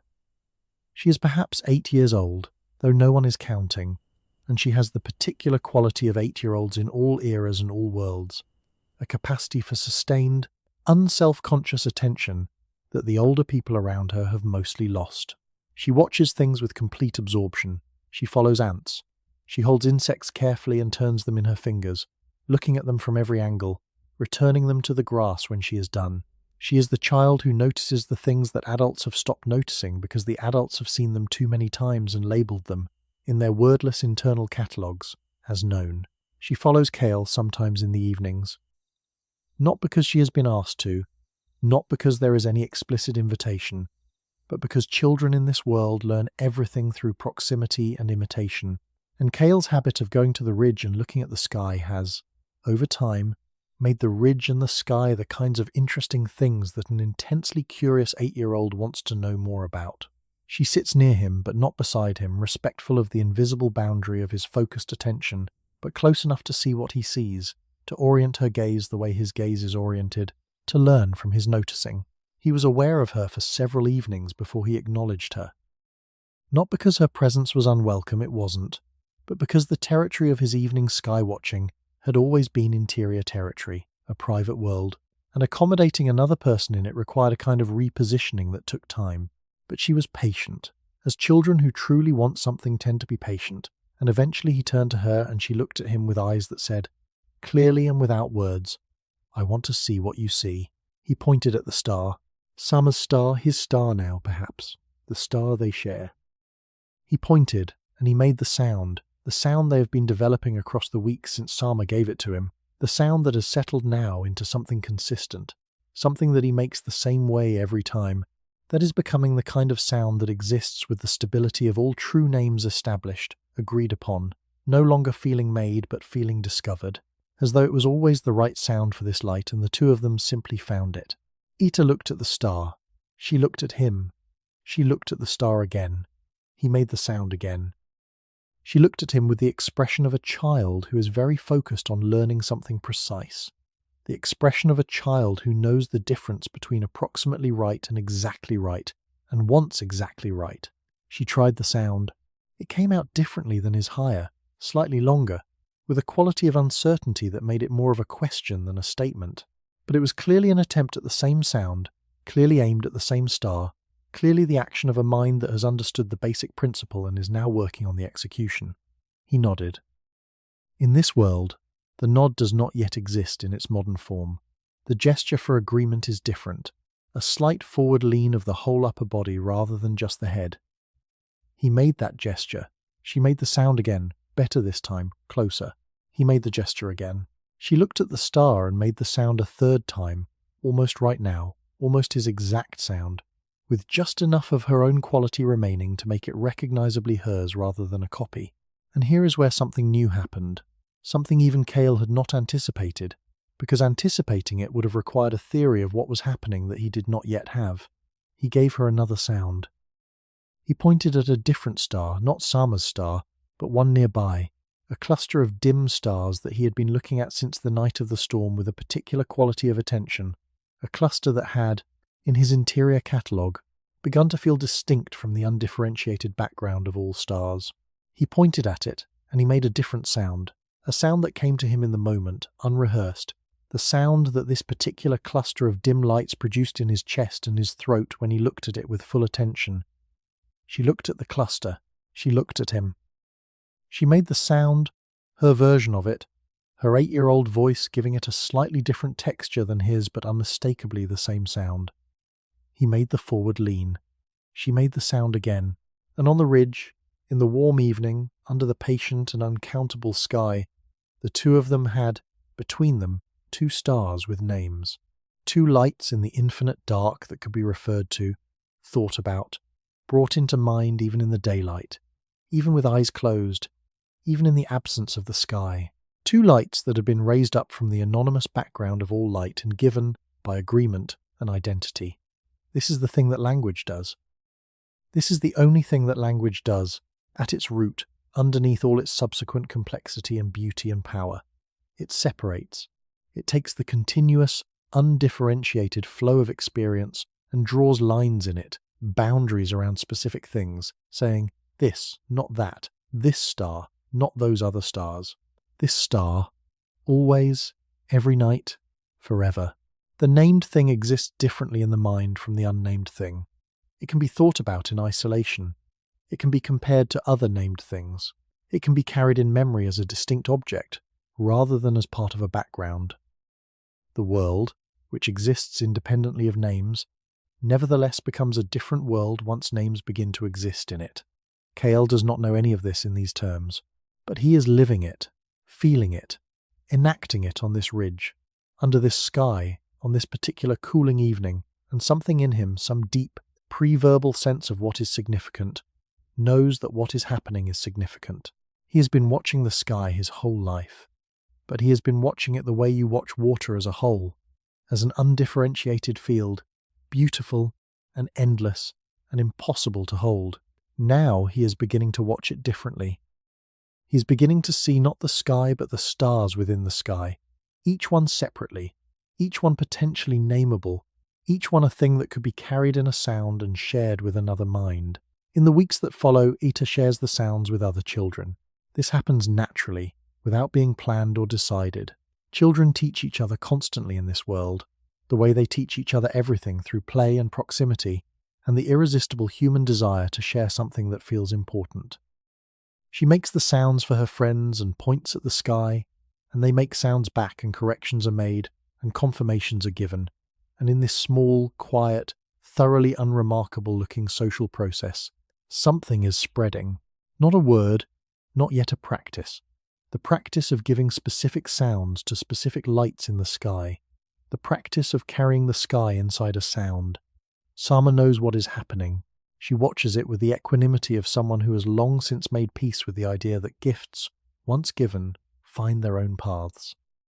She gave the sound to Kael, and Kael has given it elsewhere, and elsewhere has given it further, and the sky she has been watching alone for 30 years is beginning to be inhabited by the sounds of other people's noticing. This is not a loss. It is, if anything, a relief, the relief of someone who has been carrying something heavy alone for a long time and has finally found other hands willing to share the weight. She sits beside Kael on the ridge one evening when Ita and 2 of her friends are also there, the children lying on their backs on the warm rock looking up, making their sounds for the stars they have names for and attempting sounds for the stars they don't yet, trying things out. A laboratory of pure experimental wonder conducted by 3 children who have no idea they are doing anything unprecedented. Sama watches them. She watches the way their faces look turned upward toward the sky, open, absorbed. The particular expression that wonder produces in human faces across all times and places, an expression of the self becoming temporarily smaller in the presence of something much larger. She makes her sound. Kael makes his. Below, from the direction of the camp, someone calls one of the children's names, a parent looking for a missing child, the ancient and eternal pattern of adults and children playing out its evening scene. The children scramble up and run back toward the fire, taking their sounds with them. Kael and Sama remain, as they often do, the last ones on the ridge, sitting with the stars and the warm stone and the cooling air and the quiet that follows when children leave. She reaches over, briefly, and touches his hand with the tips of her fingers. It is the lightest possible contact, barely felt, gone in a moment. But it carries, in the vocabulary of touch that these people possess in abundance, a meaning that has no word in any language. It means something like, what we have done together, here, is something I will carry to the edge of my life, and I want you to know that I know. In the days that follow this evening on the ridge, Kael finds himself looking at the people around him with a slightly different quality of attention than he has brought to them before. Not more attention, he has always paid close attention to his bandmates, the kind of attention that keeps you alive in a world that requires cooperation, but different attention. The naming of the star has changed something in the way he sees, or perhaps in the way he processes what he sees, and the change has spread beyond the sky into the landscape and the fire and the faces of the people he loves. He looks at Ra preparing food in the morning, and he sees not just the familiar woman going through her familiar routine, but the particular way her hands move efficient, precise. practiced to the point of artistry. The movements of someone who has done this so many times that the hands have learned it independently of the mind and can perform it while the mind does something else. He has watched her prepare food hundreds of times. He has never looked at her hands the way he is looking at them now. He looks at old Gara telling a story to the children, the gestures, the expressions, the way her voice moves up and down to indicate different characters or different qualities of events. He has heard Gara's stories since he was a child himself. He has never noticed before the artistry in them, the way she builds expectation and then satisfies it, the way she uses repetition to create rhythm, the way the children lean forward at exactly the moments when she leans back, as if the energy she withdraws from the telling is transferred directly to the listening. She is a storyteller. He is only now understanding what that means. Something has opened in him that was not open before. Not opened by the naming alone. The naming was a focus, a specific act that crystallized something that had been forming for a long time. But the naming was the crystallizing moment, the moment when what had been gathering became solid. What had gathered was attention, the quality of attention.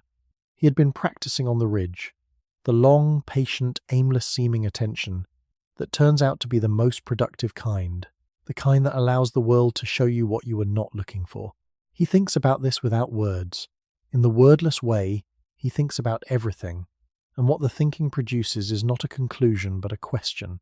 Not a question he could ask in language, not yet, not for a very long time. But the shape of a question, the cognitive posture of a mind that has encountered something and recognized that it does not know why. The question is something like, what else is there that I have not been looking at? What else exists in the world around me with the same quality of consistent, nameable presence as the star present, available, waiting for the particular kind of attention that makes a sound for it, and in so doing makes it real in a new way? The answer, he will spend the rest of his life discovering, is everything. The answer is that the whole world is available to be looked at with this quality of attention.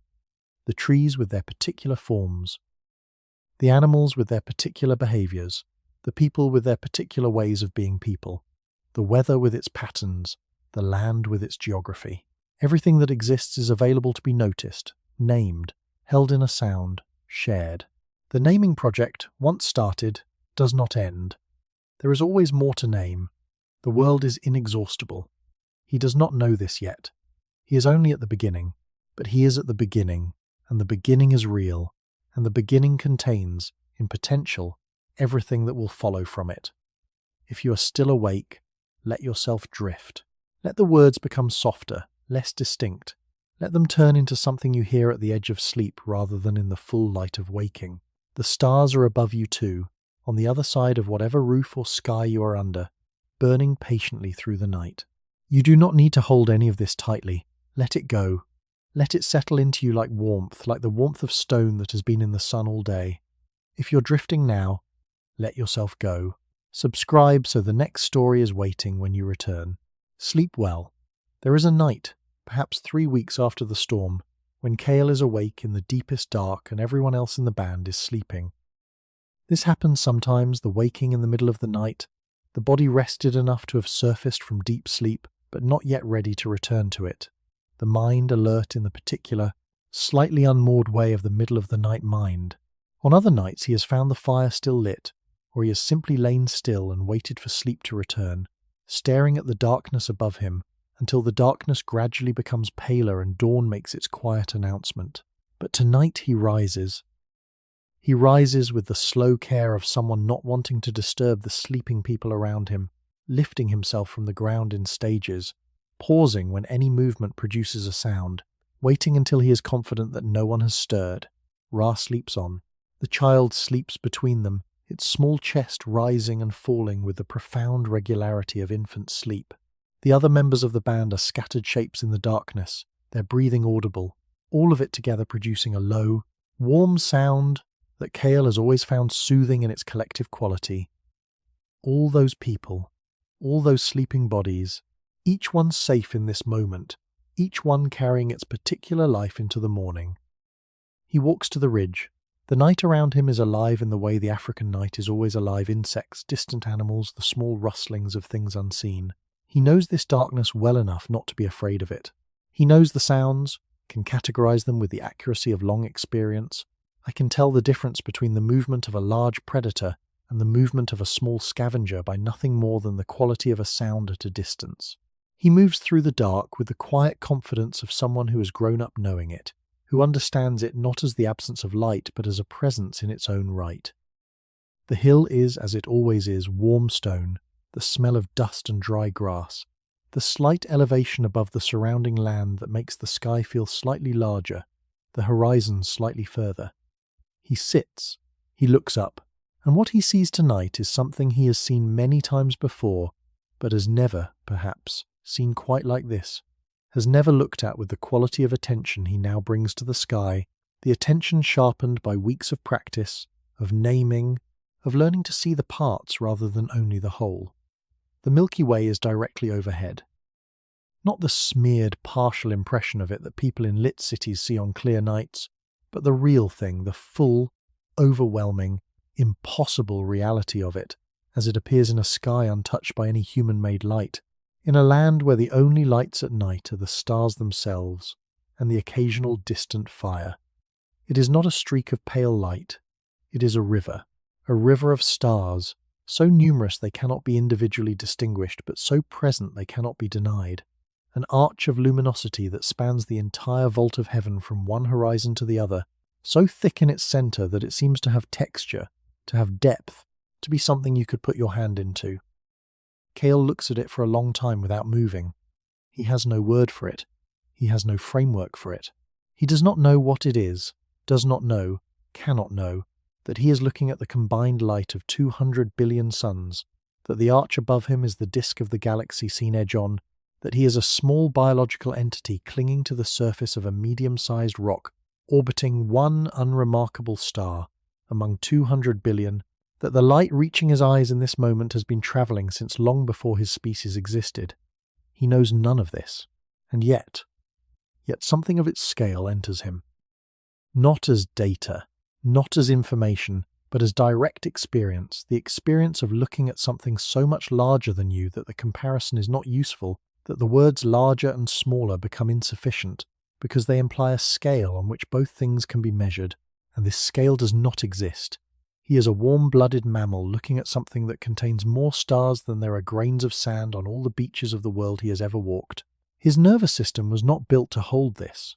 His mind, which is capable of extraordinary things, was not built to fully comprehend it. And yet here he is, looking, and here it is, being looked at, and in the gap between his comprehension and the thing itself, something is happening that no other process in the universe can produce. Wonder. Pure, wordless, overwhelming wonder, the feeling of consciousness encountering something that exceeds it, and not retreating, not turning away, but opening wider instead, as if the self can be made larger by the size of what it is paying attention to. This is what Kael feels on the ridge under the Milky Way, and what he feels is not different in its essential quality from what every human being who has ever stood under a truly dark sky and looked up has felt: the shock of scale, the vertiginous sense of one's own smallness, and buried inside that smallness, paradoxically, something that feels enormous, the capacity to feel it at all. He lies down on his back. The rock is still warm, though the night is cool enough that his breath forms occasional small clouds that he can see briefly before they disperse. He lies with his arms at his sides and the whole sky above him, and he allows himself, perhaps for the first time in his life, to simply look without any purpose at all, not scanning for danger, not locating the star that he and Sama have named, not teaching Eater or practicing the sounds, simply looking, simply being a pair of eyes, in a face, in a body, on a rock, on a planet, under a galaxy, doing the thing that eyes are built to do. The stars wheel very slowly. He knows this motion, he has felt it across every night of his life. The sky revolving as the hours pass, the stars rising in the east and setting in the west, the whole sky turning as if on a hidden pivot. He knows which stars will be where when dawn comes. He knows, in his body rather than in any formed thought, the map of the year's sky, the way certain stars mark certain seasons, the way the sky is also a calendar if you know how to read it. He knows this he knows the geography of his range, not because he was taught, but because he has been paying attention for his whole conscious life, and the pattern has entered him. On this night, Lying on his back under the Milky Way, he finds Sama's star. It is almost directly overhead now, in the high point of its nightly arc. He finds the cluster he named for Eta. He finds several others he has not yet named, but has been noticing, each one beginning to acquire an identity in his mind, beginning to separate itself from the background, the way faces separate themselves from a crowd once you have been looking long enough. The sky is not only vast, it is comprehensible. It is made of individual things, each one distinct, each one consistent, each one there tonight, as it was there last night and will be there tomorrow night. It is chaotic and orderly at once, like the Savanna itself, like the band itself, like all the worlds he has ever lived in. A falling star crosses the sky, one of those brief, brilliant scratches of light that appear without warning and are gone before you can fully register them. He watches it, and then watches the sky where it was, as though it might have left a mark. It has not. The sky is unmarked. The stars continue as before. Whatever that falling light was, it is not the same as the stars. It moves, it crosses, it disappears. The stars stay.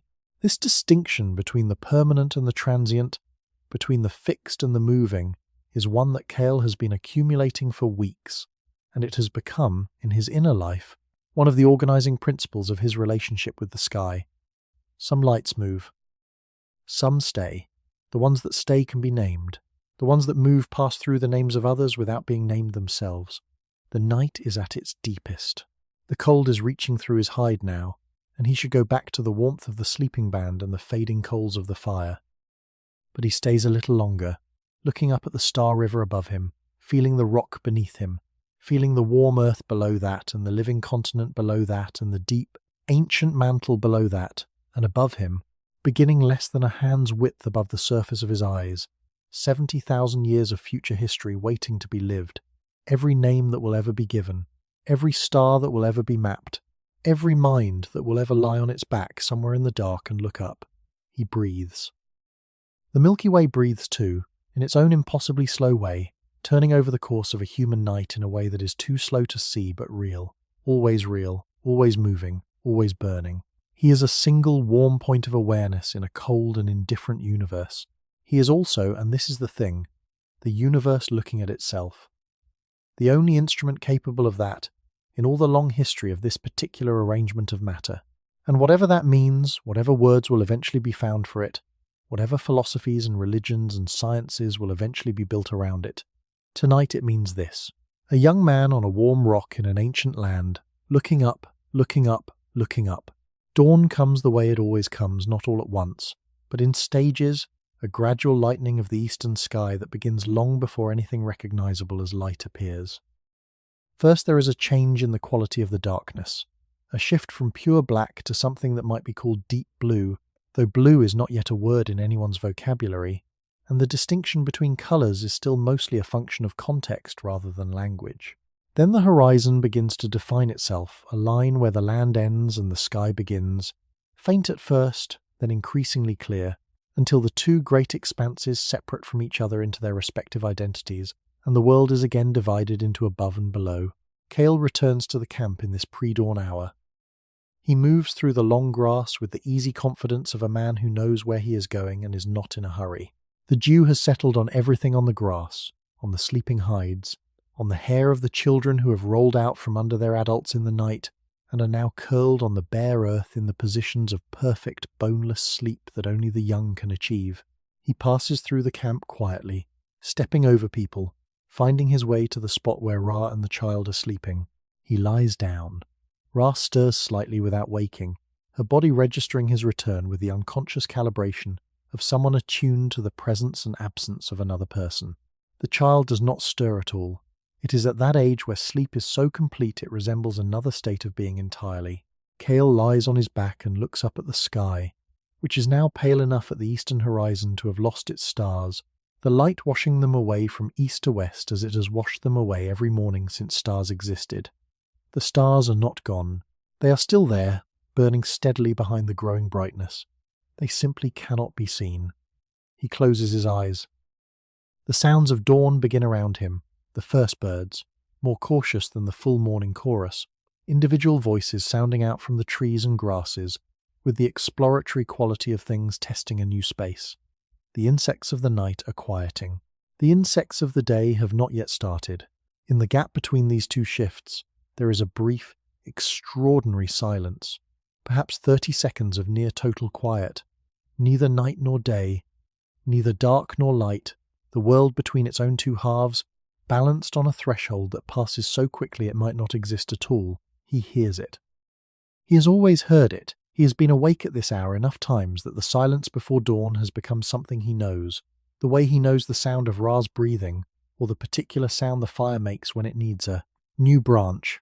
But this morning he hears it with a quality of attention that is different, that is richer somehow, informed by the night behind him, and the star river he has been lying under, and the understanding that has been building in him across the weeks of watching and naming.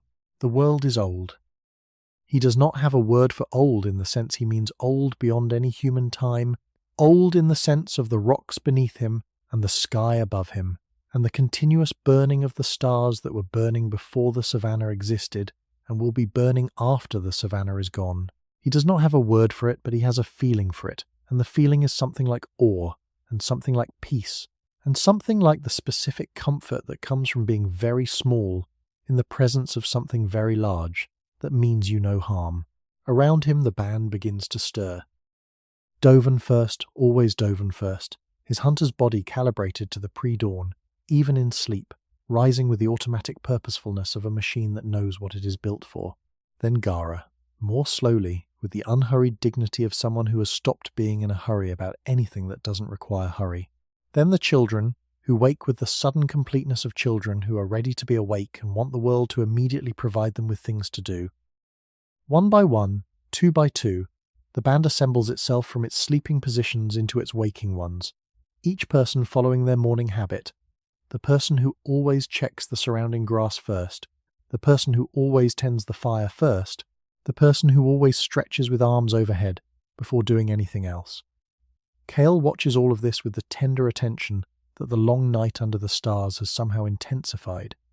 These people, these specific, ordinary, irreplaceable people, he knows every one of their morning habits the way he knows the patterns of the stars, by long observation, by the accumulated evidence of countless mornings, by the patient practice of paying attention. And this morning, there is something slightly different in the knowing, not different in the people. They are entirely, exactly themselves, going through their exactly themselves morning routines. Different in him, different in the quality of his attention, which has somehow been expanded by the night, made larger by the scale of what he has been looking at, made more precise by the act of naming. He finds himself looking at Gara's face in the morning light. He has looked at Gara's face thousands of times. She is old, and her face carries the full weight of her age in its lines and its particular quality of stillness, and Kael has never thought much about it beyond registering it as Gara's face, which is a known thing, and therefore as invisible as all known things tend to be. But this morning he looks at it, and he sees something he hasn't seen before. Or rather, he sees something he has always seen but never looked at.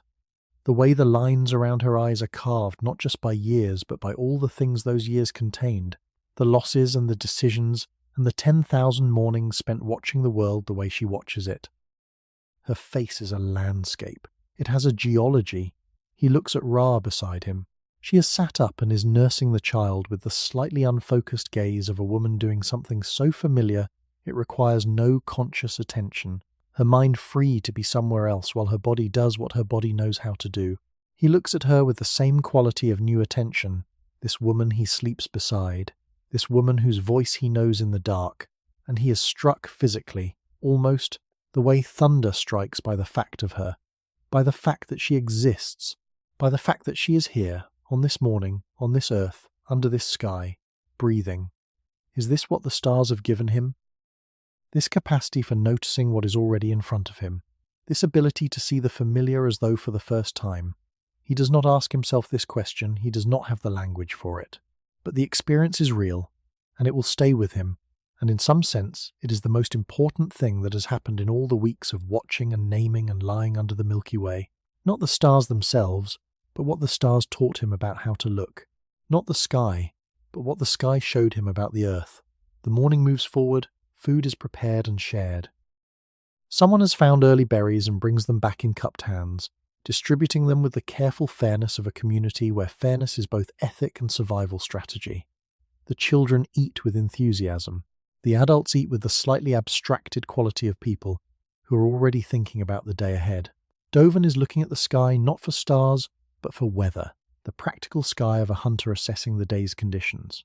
Gara is telling something to two of the younger women, pointing periodically at the ridge to the east, explaining something about the geography of the range. Kael eats his share of the berries and watches the sky turn fully blue. The last star is gone now, the last visible one, vanished into the daylight. But he knows they are there.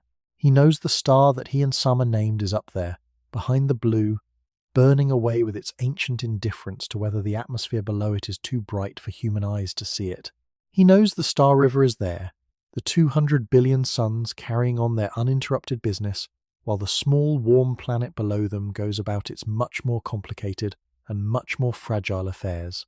He could not explain what he knows, to anyone, in any language. He does not have the language.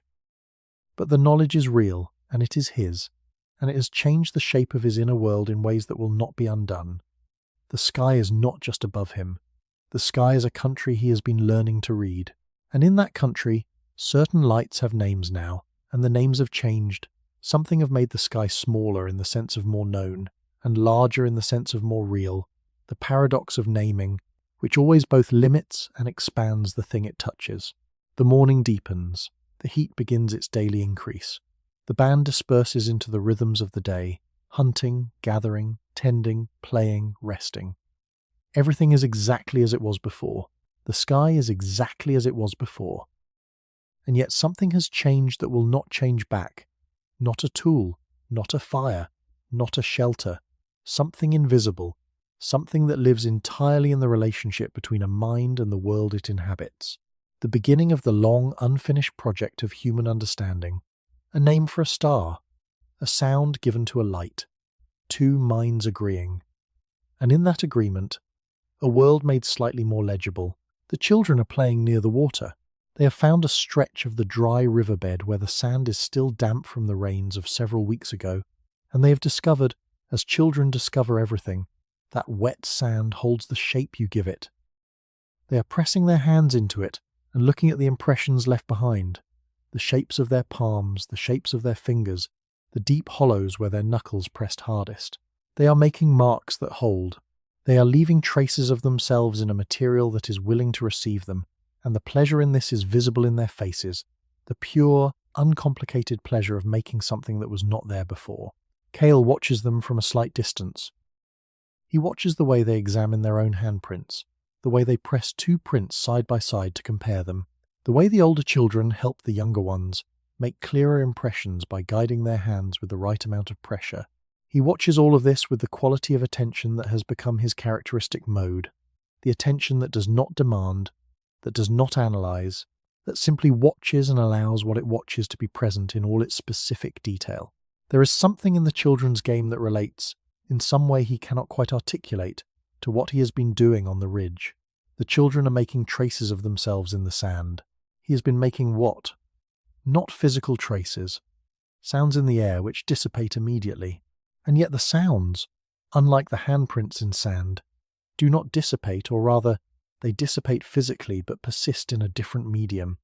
In the minds of the people who heard them, in the agreement between those minds about what the sounds mean. The handprint in the sand is a trace of the hand.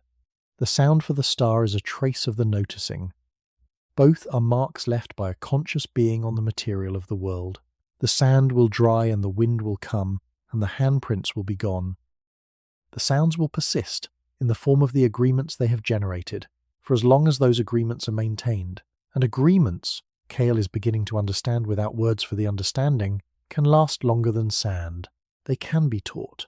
They can be passed from one mind to another without degradation, each transfer potentially faithful, potentially exact. The sound carried forward intact through the generations, the way certain seeds carry their exact genetic instructions through the years without deviation. He does not know the word for this. He does not have the concept of genetic fidelity, of information transmission, of cultural inheritance. But he has the experience of learning Sama's sound, and the experience of teaching it to Eta, and the experience of hearing Eta teach it to others. And in that chain of experience, he has felt the quality of something being passed that remains itself in the passing, that does not change shape the way water changes shape, but maintains its form the way a seed maintains its form. Arriving at the other end of its transmission, ready to grow the same thing again, the day continues. The sun reaches its highest point and begins its long descent toward the western horizon. The heat reaches its maximum and then, imperceptibly at first, begins to release.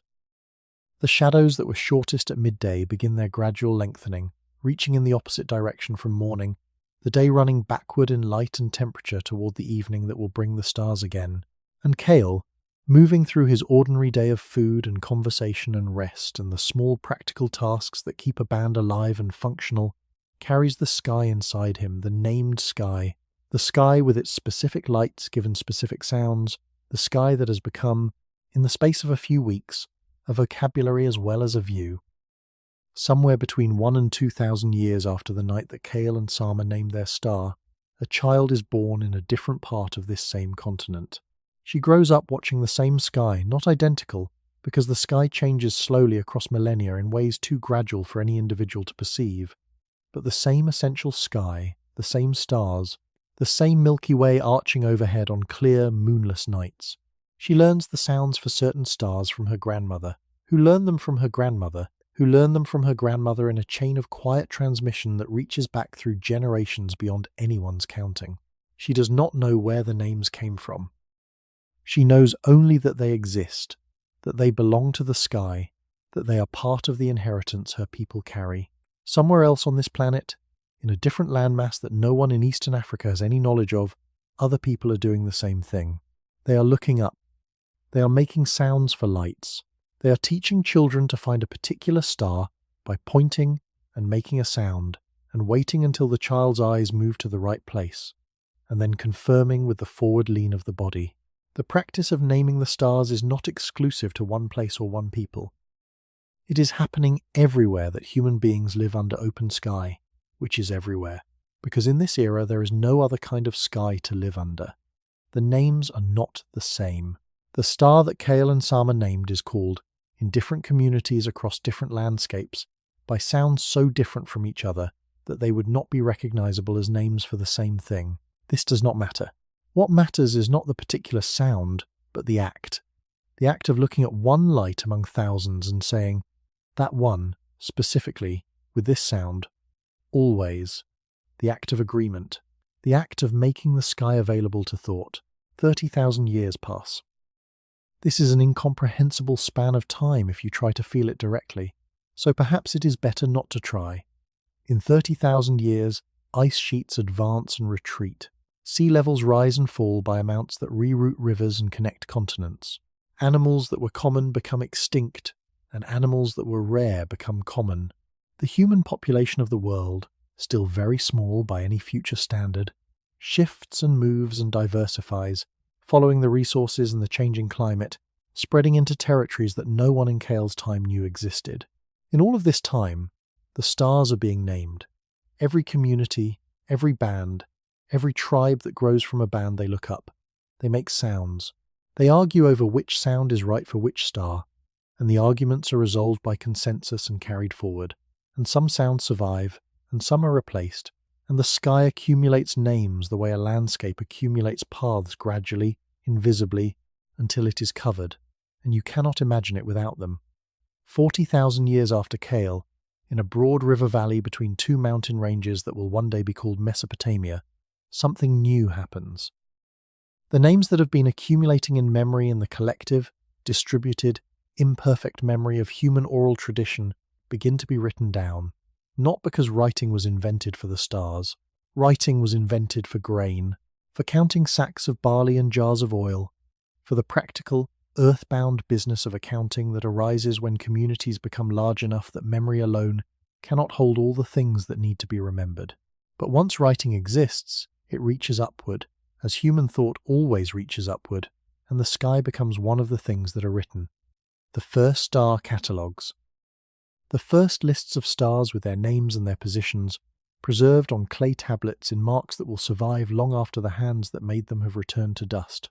The sky is being remembered in a new way now, not in the living tissue of human minds, transmitted from one generation to the next in the fragile, changing medium of oral tradition, but in marks that will remain. Fixed marks, like fixed stars, a sky that will not change with each retelling. The names in those early catalogues are not Kael's sounds.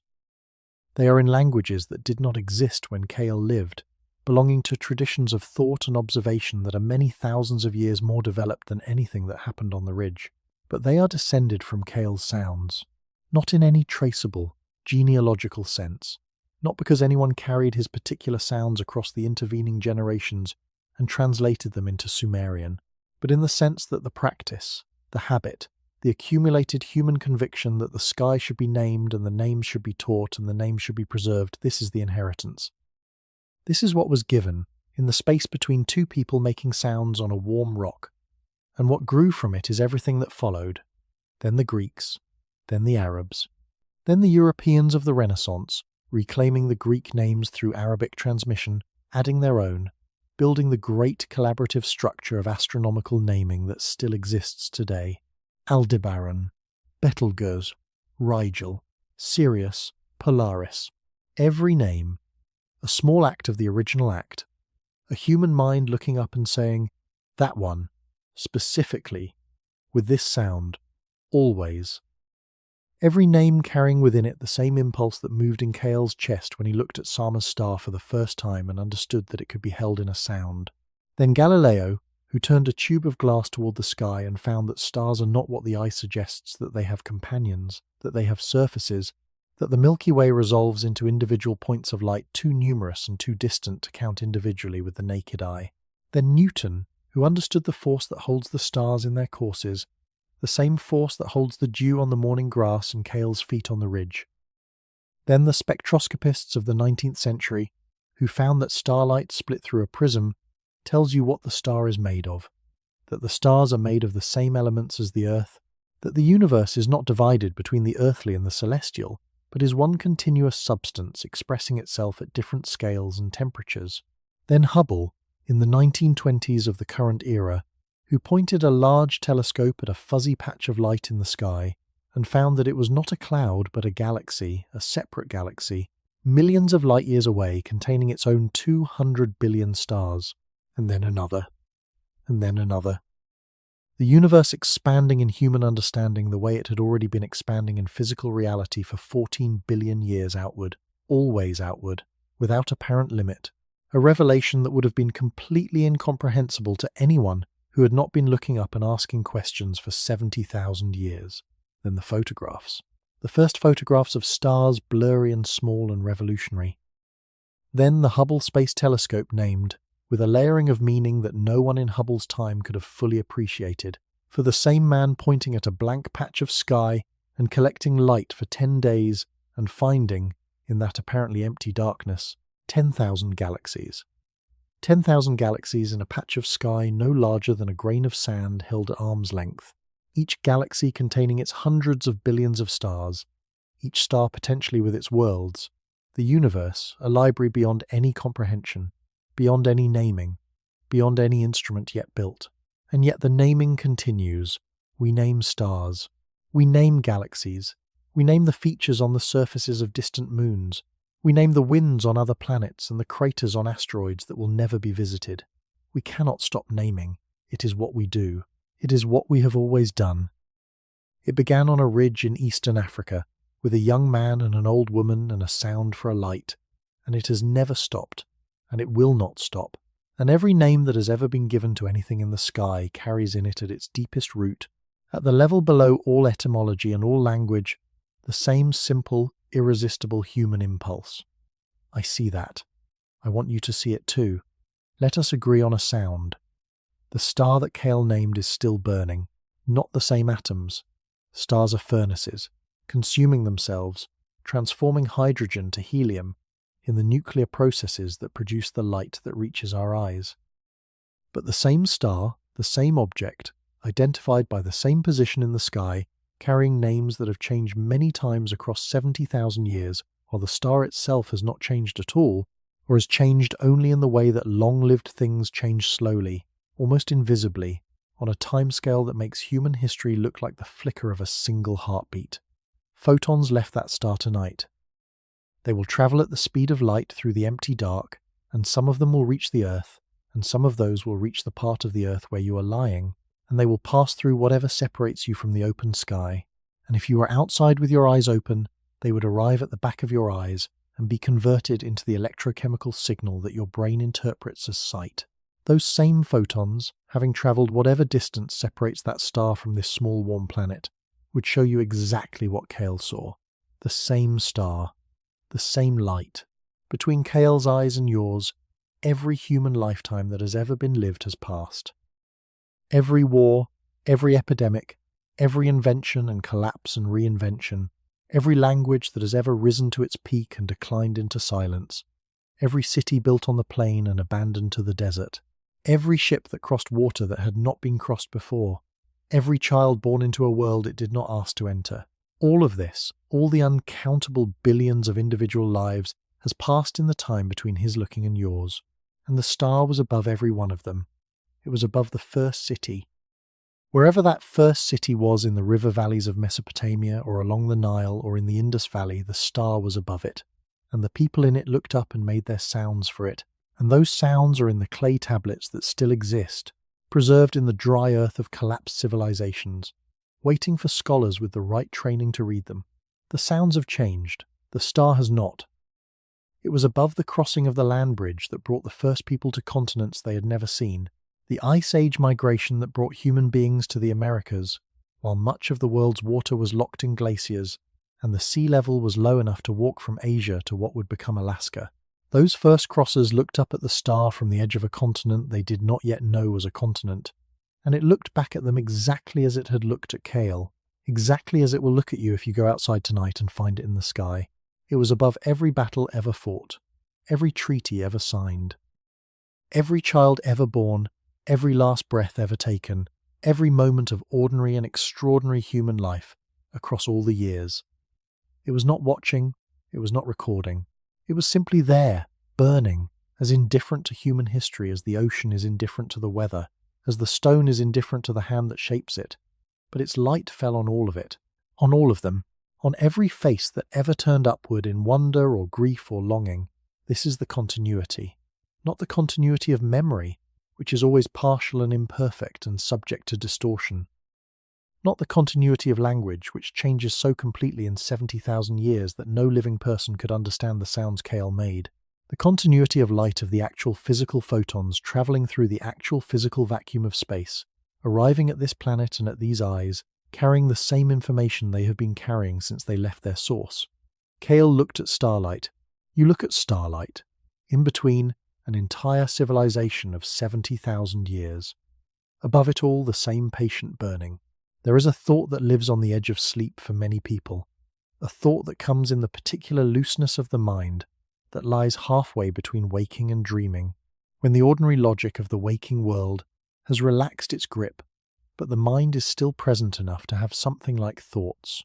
The thought is something like this: all of this has been here before me, and all of this will be here after me, and I am moving through it like a thread being drawn through cloth. And in that moving, briefly, I am part of the pattern. This is not a comfortable thought in its fully waking form. Fully awake, it carries implications about mortality and insignificance that the waking mind tends to resist. But in the half-sleep state, it loses those implications. It becomes simply true, and true in a way that is not frightening but settling, the settling of something that has been held at arm's length finally being allowed to rest. You are small. The universe is vast. This is not a problem. This is just the situation. Kael lived in this thought constantly, not because he was more philosophically inclined than the people around him, but because he had not yet acquired the defences against it, that language and society and civilization will eventually build. The walls of the human world, the walls made of words and contracts and traditions and explanations, had not yet been constructed. The sky was still fully present, fully unmediated, fully itself. He had nothing to put between himself and its scale, so he inhabited the scale. He lived in it the way the grass lives in the wind, not resisting, not analysing, simply moving with what is there. The development of astronomical language, the act of naming the sky, is sometimes described in the history of science as the beginning of human astronomy. This is true, but it undersells the thing. It was also the beginning of human abstraction.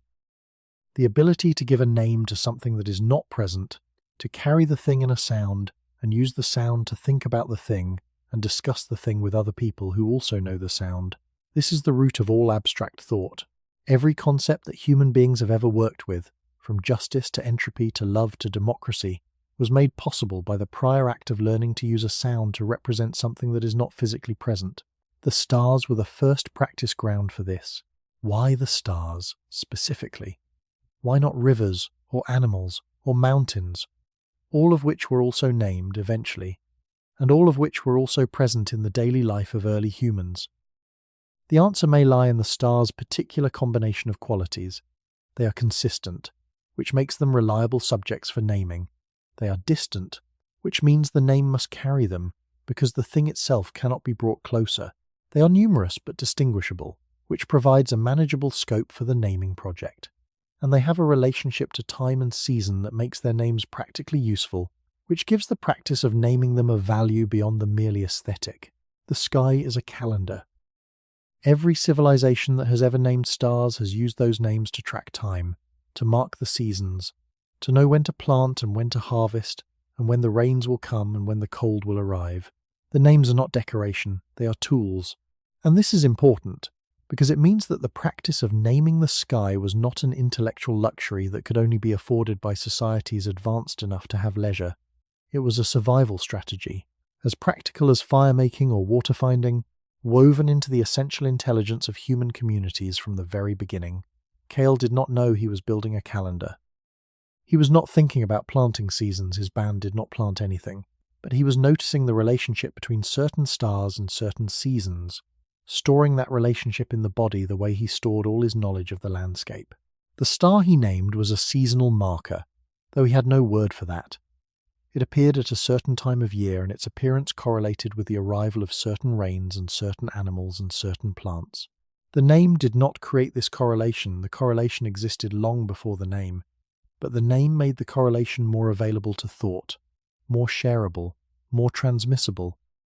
The name made it possible to say, to another person, when the sound for that star appears in the evening sky, this is the time when we should be in the eastern part of our range. This is how names function at their most basic level, underneath all the philosophy and the poetry. They are pointers. They say, this, not that. And once you can say this, not that once you can distinguish one thing from everything else and give the distinction a portable form, you can reason. You can compare. You can say this star rises before that star, and so when we see this star, we know that that star will follow. You can make predictions. You can plan. You can build the elaborate, beautiful, sometimes catastrophic structure of human foresight, which is the capacity that has allowed human beings to change the world in ways that no other species has changed it. None of this was in Kael's mind as he sat on the ridge. He was not thinking about the future of his species. He was thinking about a specific light in a specific sky on a specific evening, and the sound that seemed to belong to it, and the quiet pleasure of sharing that sound with someone who understood why it mattered. The large consequences of small acts are almost always invisible to the people performing them. Kael had no idea what he was beginning. He knew only what he was doing. Looking at something beautiful and wanting to hold it. There is a word in Welsh hiraeth that describes a longing for something that may never have existed, or that exists but cannot be reached. A homesickness for a home you have never been to, or can no longer return to. It is the feeling of recognizing something as yours that you cannot have. Many languages have words for this specific feeling, this specific combination of recognition and loss, and the fact that so many languages have it suggests that it is a common human experience, that people everywhere and across all times have felt the particular ache of something beautiful that is also unreachable. What Kael felt when he looked at the stars was not quite hiraeth, but it was adjacent to it. The stars were beautiful and they were permanently out of reach. He could name them, but he could not touch them. He could watch them, but he could not follow them. They were his in the sense that he had given them names, and they were not his in the sense that they were ancient and enormous and utterly indifferent to whether he existed. This combination of belonging and non-belonging, of intimacy and distance, is perhaps the defining quality of the human relationship with the sky. We claim it with our names. It remains unclaimed by anything we are. And yet the naming matters. The naming matters precisely because of the distance, not despite it.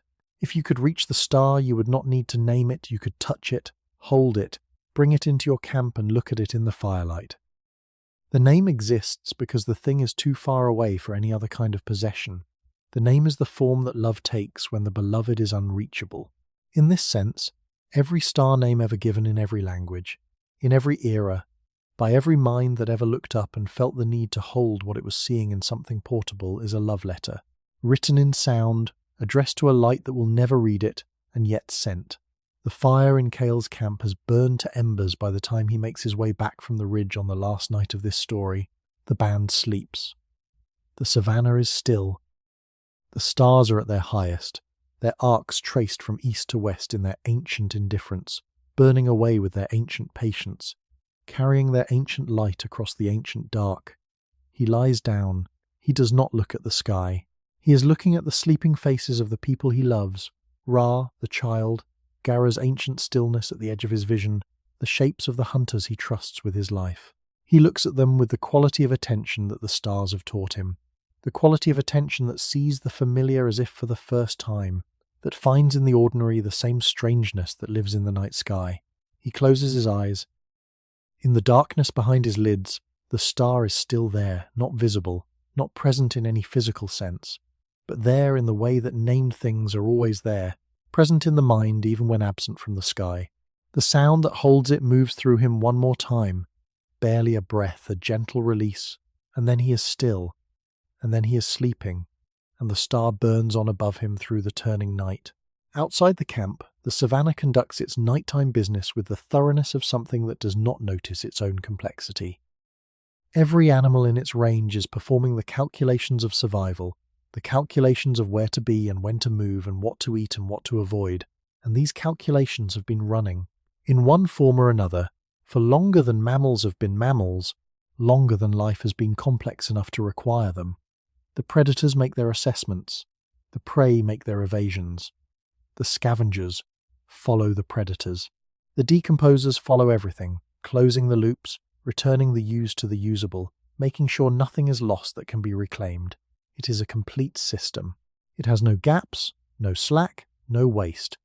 Everything that exists in it is food for something else, and everything that something eats becomes, eventually, something for another thing to eat.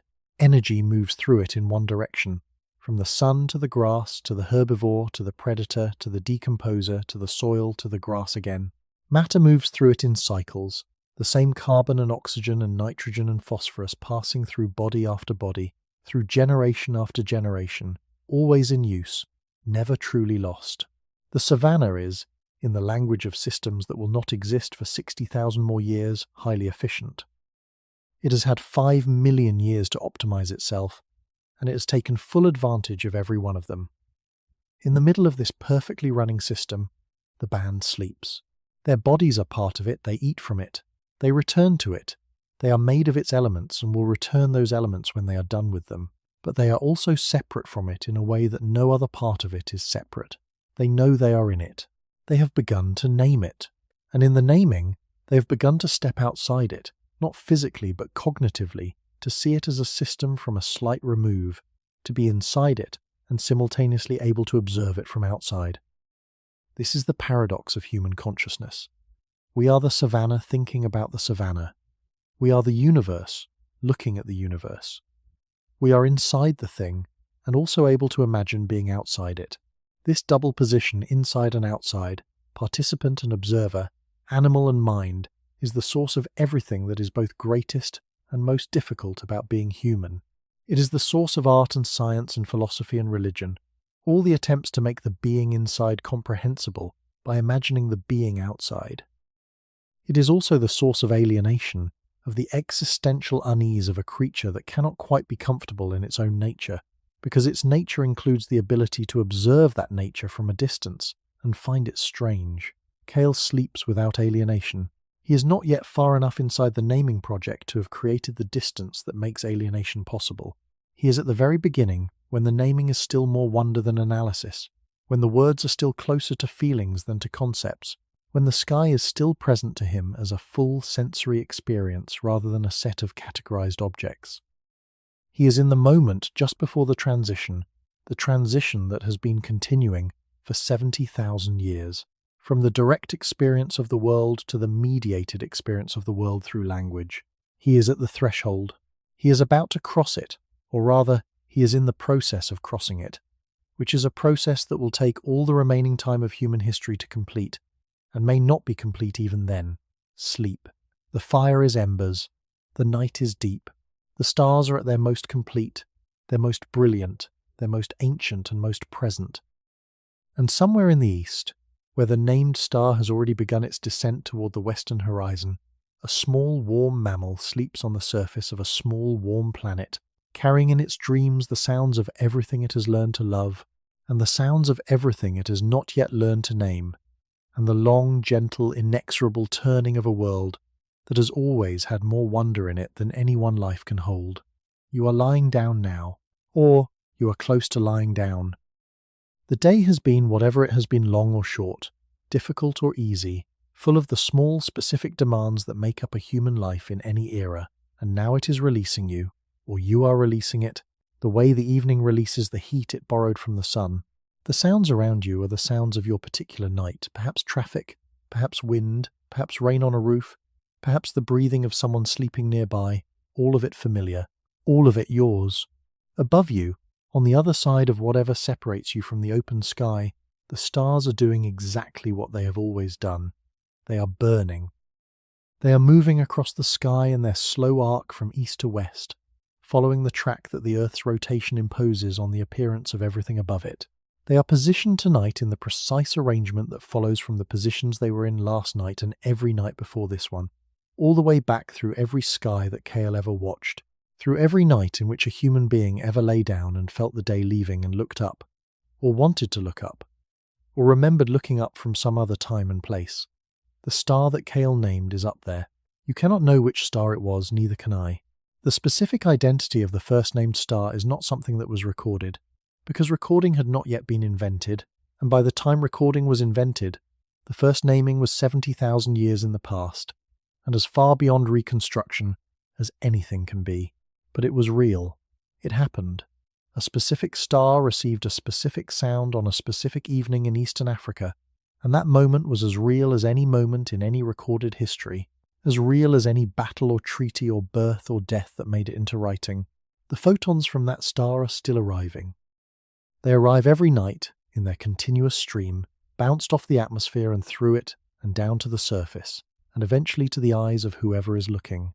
They arrive to your part of the world at whatever angle the geometry of the Earth's rotation dictates for this hour and this latitude, and they would show you the same star Kael saw if you were outside and the sky were clear and you knew which star to look at. They arrive with a fidelity that no human transmission can match, unchanged, uncorrupted, carrying the same information they've been carrying since they left the star's surface, however many years ago. Light travels at 300,000 kilometers per second. A star that is 100 light-years away is showing you what it looked like 100 years ago. The light that is arriving at your eyes tonight left that star in the year that corresponds to 100 years before the present. A star that is 1,000 light-years away is showing you what it looked like 1,000 years ago. And so when you look at the night sky, you are not looking at the present. You are looking at the past, many different pasts, simultaneously, all layered on top of each other in the same visual field, a mosaic of different times, all reaching you in the same moment. Kael's star, if it is a relatively nearby star, might be showing you what it looked like a few dozen or a few hundred years ago. If it is more distant, it might be showing you a light that left it thousands of years before Kael's time. In either case, the light that is falling on the part of the Earth where you are sleeping tonight has been travelling through space since before the first city was built, before the first word was written, before the first map was drawn. It has been travelling through the cold, empty dark, indifferent to everything that has happened on the small, warm planet at the end of its journey. There is something restful in this thought, if you let it be restful rather than daunting. The stars do not need you to be awake. They do not need your attention, your recognition, your names. They burn regardless. They have been burning since before you existed, and they will be burning after you are gone, and the burning is simply what they do.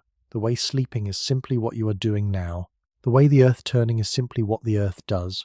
The continuous process of a universe that is very large and very old and very indifferent. And, in that indifference, somehow also very beautiful. The band that Kael belonged to is gone, not vanished, transformed. The people who descended from Kael's band, across the thousands of generations that followed, spread outward from the ancestral homeland and became, eventually, everyone. Every person alive today traces a line of descent to people who lived in that part of Africa 70,000 years ago, or thereabouts. We are all the descendants of people who looked up. We are all, in the literal biological sense, the children of people who named the stars. This is not a metaphor. The genetic evidence is clear. All living human beings share a common ancestry in a small population of people who lived in Africa during the period when the events of this story might have taken place. The bottleneck of human evolution, the near-extinction event that left our species with remarkably little genetic diversity compared to other great apes, occurred roughly at this time, and the population that survived it and expanded from it is the source of everyone who has ever lived since. The woman Sama, if she existed, was the ancestor of everyone you know. Kael, if he existed, was the ancestor of everyone you have ever loved. And what they passed on was not only genes, they passed on the practices of naming, of teaching, of sharing knowledge across generations, of preserving in portable form the things that cannot be carried any other way. The practice of giving sounds to lights, which became the practice of giving sounds to ideas, which became language, which became writing, which became the accumulated inheritance of human thought, which became the knowledge that allows us to understand the very stars that started the whole process. It is circular in the way that good things are circular, the beginning feeding the end, feeding the beginning, the first naming, enabling the later understanding that illuminates the first naming, the wonder that produced the science that explains the wonder. You are lying in the middle of all of this. Not at the end. There is no end in sight. Not at the beginning. The beginning was 70,000 years ago, on a warm rock in eastern Africa. In the middle, which is where all living people always are, surrounded by the past behind them and the future ahead, holding in their bodies the long biological inheritance of everything that came before, and carrying in their minds the beginning of everything that will come after. The sound that Kael made for his star is gone. The sound itself, the specific vibration of air produced by his specific throat in that specific moment on that specific evening, dissipated in the seconds after he made it, carried away by the night air, absorbed by the grass and the rock and the dark. It does not exist anywhere in the physical universe. It is gone the way all sounds are eventually gone, the way all individual moments are eventually gone, consumed by time. But the impulse that produced it is not gone. The impulse is here, right now, in the part of you that wanted to listen to this story about an ancient man who looked at the sky and felt the need to give what he saw a name. The impulse is here in the way the word star feels in your mouth. If you say it quietly, a shape made of air that somehow holds a light inside it, a sound that has been meaning something beautiful for longer than anyone can trace. The impulse is here in the fact that you know the names of some stars, and that knowing those names feels different from knowing other things, feels older somehow, feels more intimate with the dark. The night is all around you. The stars are above you, on the other side of everything. Somewhere in eastern Africa, on a ridge of dark rock that still exists, still warm in summer, the grass still moving in the evening wind, a young man sat down and looked up and made a sound that no one heard except one old woman who had been waiting, without knowing she was waiting, for someone to share it with. You are the someone. You have always been the someone. The sound has been travelling toward you for 70,000 years. Lie still for a moment. Let the thoughts settle. The story you have been hearing is not separate from the story you are living. It is the same story, running continuously from that ridge in eastern Africa to wherever you are lying now. The same impulse, the same reaching, the same looking upward that began before writing and before cities, and before any of the structures that separate your world from Kael's world. Beneath all of those structures, the impulse is there. It is in you. It is, in fact, one of the most ancient things about you. You have looked at stars. Not tonight, perhaps, not recently, but you have looked at them, at some point in your life, with the quality of attention that is different from ordinary looking, the attention that does not require you to do anything, or decide anything, or understand anything. You have looked at the night sky and felt, however briefly, the feeling that Kael felt, the feeling of being small and enormous at the same time, of being outside and inside simultaneously, of the self expanding to accommodate something it cannot contain. That feeling is the inheritance. That feeling is what was transmitted from the ridge in Africa through all the generations to whatever place and time you occupy tonight. Not the specific sounds, those changed beyond recognition long ago, not the specific stars that were named. No one can trace which specific lights first received human sounds in that first era of naming. But the feeling, the relationship, the quality of attention that the sky calls forth in the looking this was transmitted, and it arrived, and it is in you now, as you lie in the dark with the story settling into you like warmth. The night is very quiet at this hour. Or it is as quiet as your particular night can be, filtered through the particular sounds of your particular place, modified by whatever distances separate you from the outdoor world, carried through whatever walls or ceilings or atmosphere lies between you and the open sky. But underneath the sounds of your world, there is still the sound that underlies all sounds, the fundamental silence that was there before any of the noise, the silence in which the stars burn, the silence that is the acoustic equivalent of the dark, the baseline condition of the universe, when it is not disturbed by the remarkable and temporary project of biological life. Rest in that silence. Let it be around you the way the dark is around you, the way the warmth of the bed or the ground beneath you is beneath you. You are held. The earth is holding you with the same gravity that held Kael on his ridge, the same force that holds the stars in their courses, the same fundamental fact of mass, attracting mass that has been operating since the first moments of the universe. You are in relationship with everything, with the star, with Kael, with the 10 billion years of stellar history that produced the atoms in your body, with the savanna grass that grew above the bones of people who looked at the same sky and felt what you have felt tonight. The star burns on, you breathe. The night continues its patient turning, carrying you gently from one moment into the next, the way it has always carried everything, without hurry, without preference, with the absolute reliability of the physical universe doing what physical universes do. And you, in your warm and particular corner of this small planet, are being carried with it. You do not need to steer. You do not need to navigate. The night knows where it is going, and it will bring you, gently, to the morning. There is a game that very young children play, in all cultures, in all times, a game so universal that it appears before language is fully formed, in the earliest months of a child's cognitive development. The game has no name, though it has been studied and catalogued and described with great precision by researchers who understand its significance. It goes like this. The child points at something and looks at the nearest adult and waits. The adult looks at what the child is pointing at and says the word for it. The child looks at the thing, looks at the adult, and tries to make the sound. It does not matter whether the first attempt is correct. It is an attempt, and the attempt is the point. This game is called joint attention.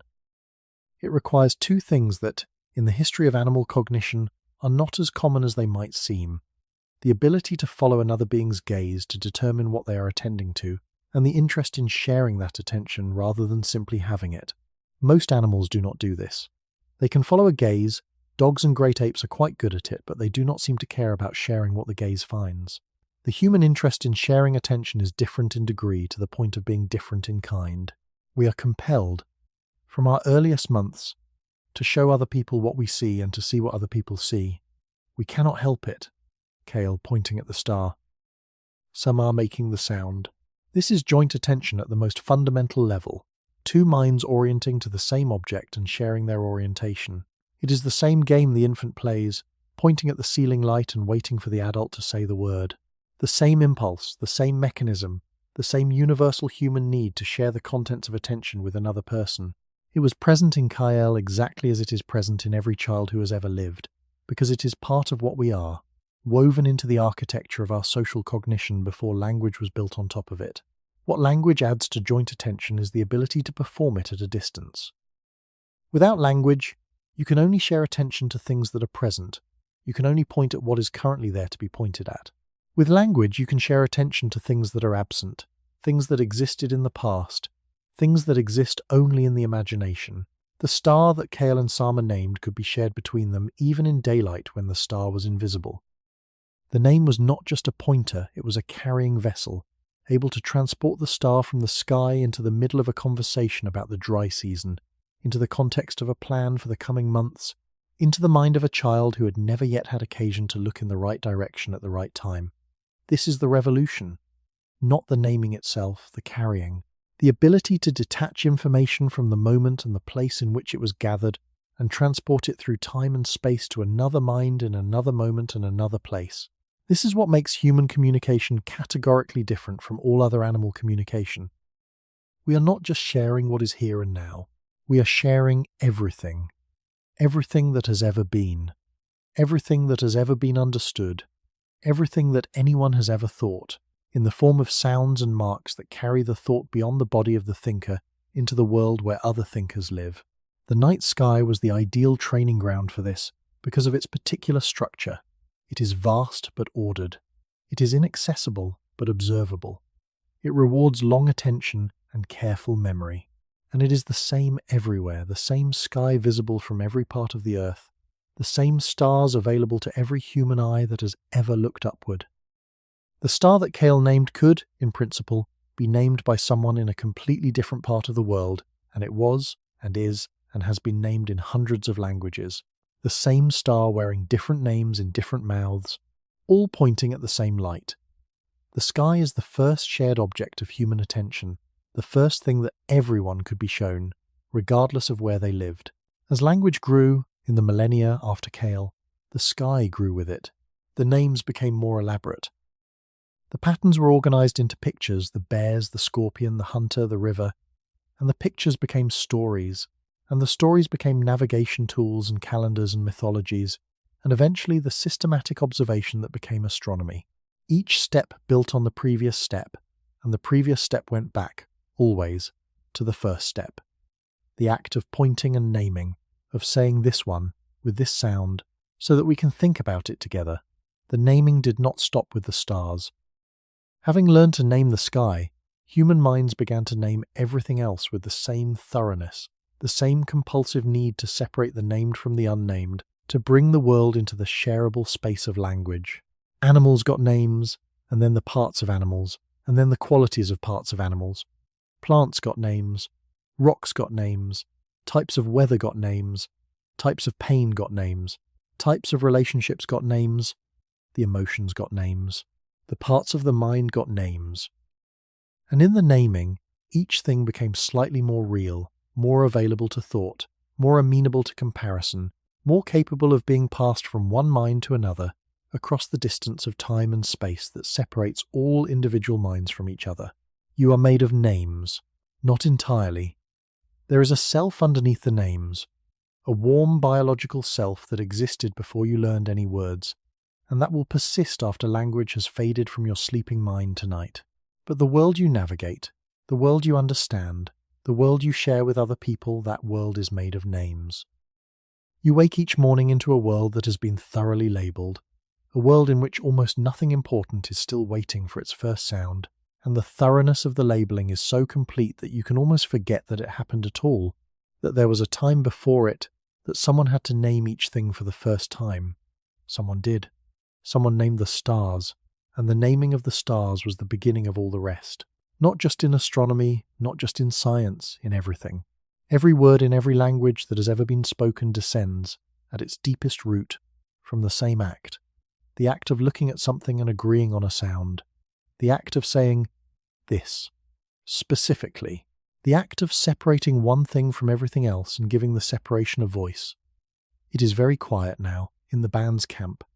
The fire has burned low and red and warm. The children have been sleeping for hours. Even Dovan has given up his watchfulness and lies on his side with his eyes closed, his breathing slow, his body doing the deep work of repair and restoration that sleep exists to perform.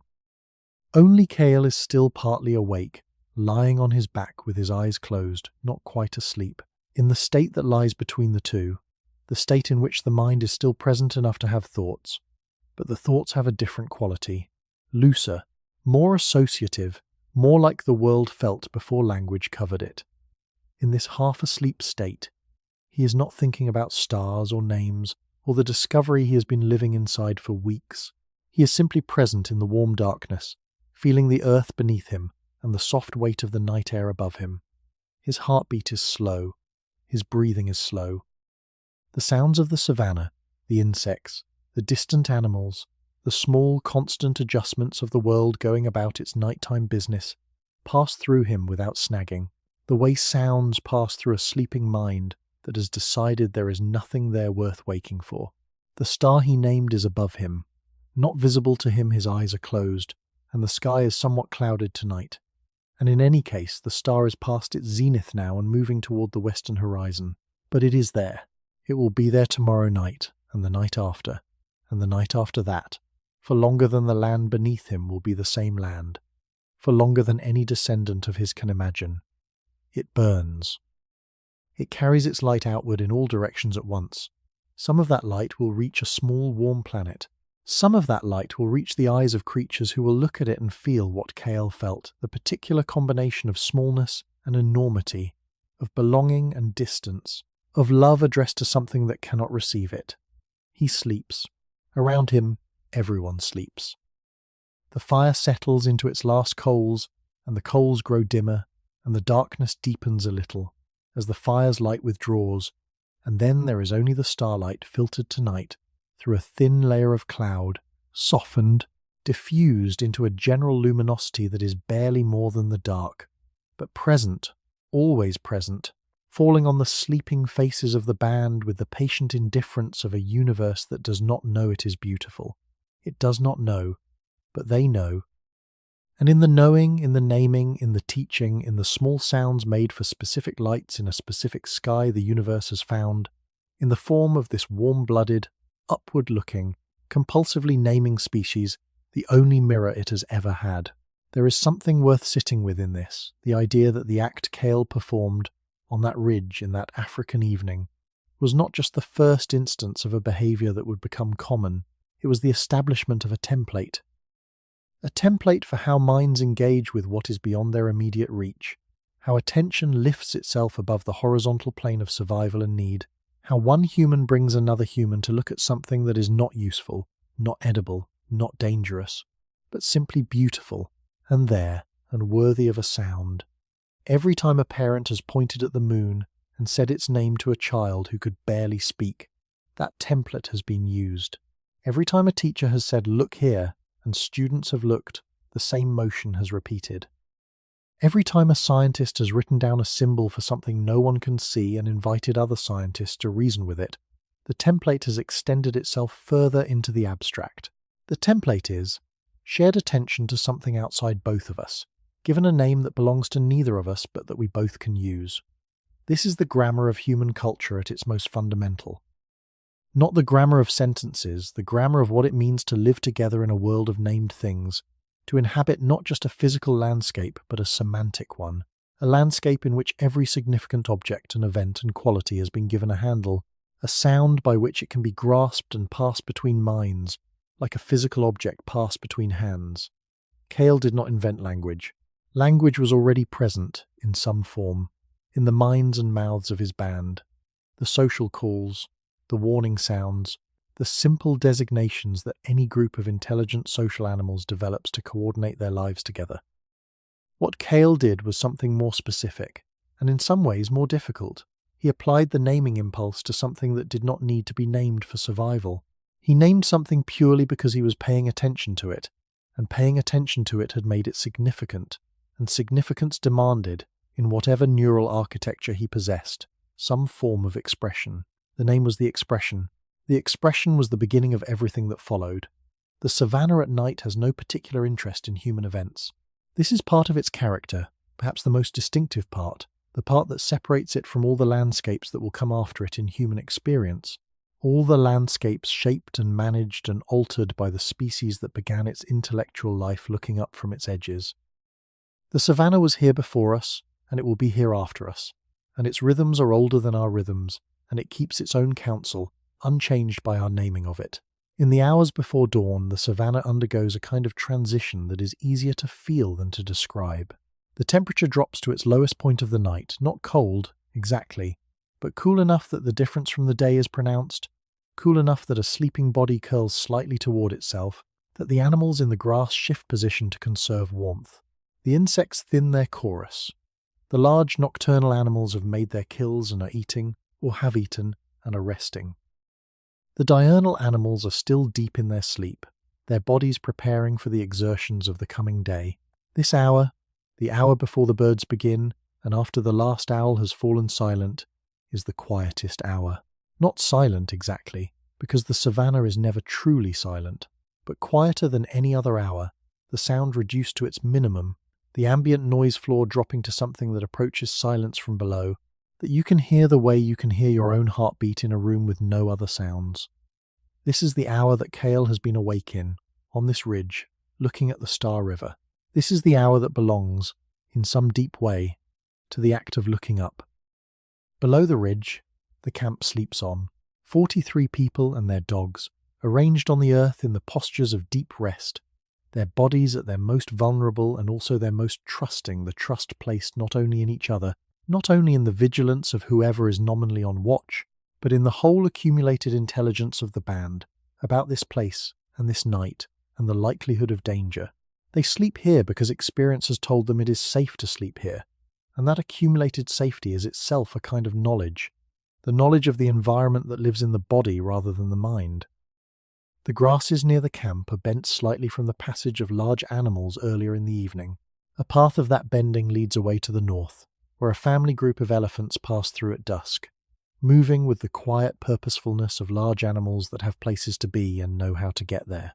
Their tracks are visible in the soft ground near the seasonal waterway, deep, perfectly circular depressions filled partly with water that has seeped in from the saturated soil, each one a small temporary world of its own, inhabited already by insects that found it in the night and laid their eggs in it and are now gone. The trees that mark the edge of the seasonal waterway are acacia. The trees that define this landscape in the way that certain trees define certain landscapes, that seem to sum up everything about a place in their particular form, their particular relationship with the light and the wind. Acacia at night are different from acacia in the day.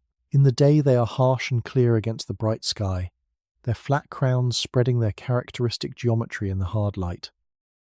At night they become suggestions of themselves shapes against a slightly less dark sky, their forms barely distinct from the surrounding darkness, their identity carried more in the mind of the person seeing them than in the visual information available. An owl moves through the grove. You can hear it before you see it, if you hear it at all. The sound of displaced air, barely a sound, a pressure rather than a vibration, the passage of a thing that has evolved specifically to move without being heard. It lands somewhere in the acacia and is still, and then it calls once, a low repetitive sound that carries across the savanna without announcing itself as loud, the sound of something communicating across a distance without disturbing the night it lives in. Then it is quiet again, and the grove is quiet, and the whole long stretch of grass between the grove and the ridge is quiet, everything holding the hour's particular quality of settled, breathing stillness. On the ridge, if you were there, if you could be there, lying on that warm stone with the whole sky above you, you would feel first the stone, and then the air, and then, gradually, as your attention moved outward and upward, the sky itself. You would feel the sky the way you feel a large room when you have been sitting in it long enough to stop noticing it consciously and begin to simply exist in it. The sky is a room that has no walls on most sides, only the horizon, which is not a wall but a threshold, and below the threshold the earth continues, and above it the sky continues, and you are at the boundary between them, the place where the two great expanses of the world meet. The grass is dry this season, the last rains were weeks ago, and the next ones are not yet in sight. The dried grass carries sound differently than wet grass. Instead of absorbing, it transmits, and the passage of a small animal through it produces a dry, papery rustling that carries farther than the same movement through green grass would. You can hear the savanna functioning in this dry sound, the constant small commerce of nocturnal life, the feeding and the moving and the avoiding and the finding. Life does not rest at night. It changes its form, its participants, its register, but it does not rest. Kael rested. He rested more completely than most people in his band, perhaps because the watching and the wondering that occupied him in the evenings used a kind of energy that his body then needed to recover, the same energy that deep concentration uses in all eras, the energy of sustained attention. His sleep was deep when it came.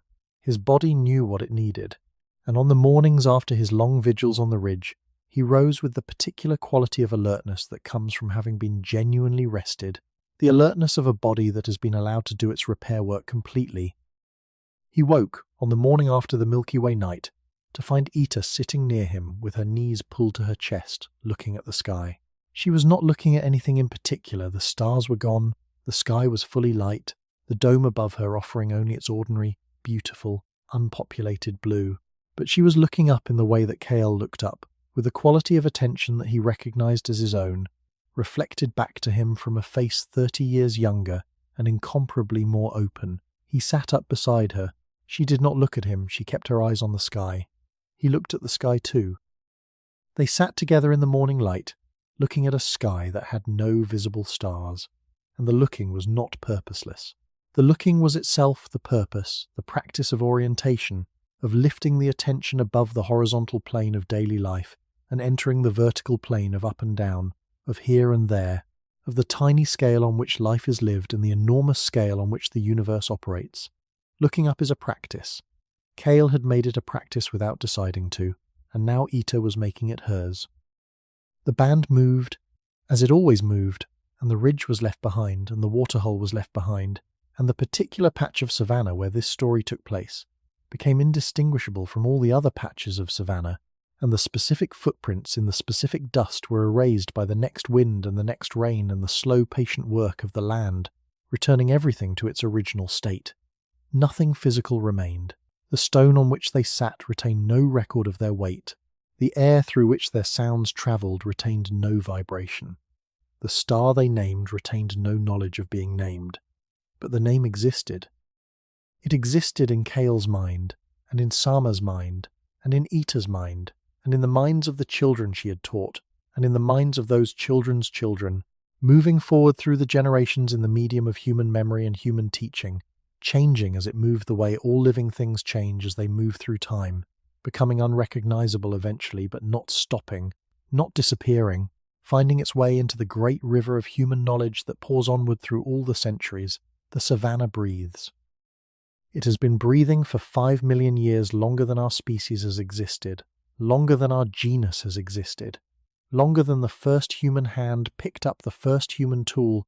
It will be breathing after the last human name has been spoken and the last human fire has gone out.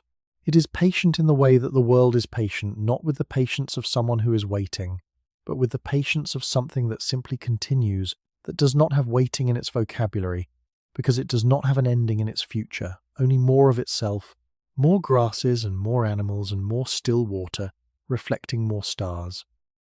The star above this savanna is the same star above every other part of the world. It rises and sets according to its own logic, which is the logic of the Earth's rotation, which is the logic of the solar system's formation, which is the logic of the galaxy's slow turning, each smaller motion embedded in a larger one, like concentric circles spreading outward from a stone dropped in water.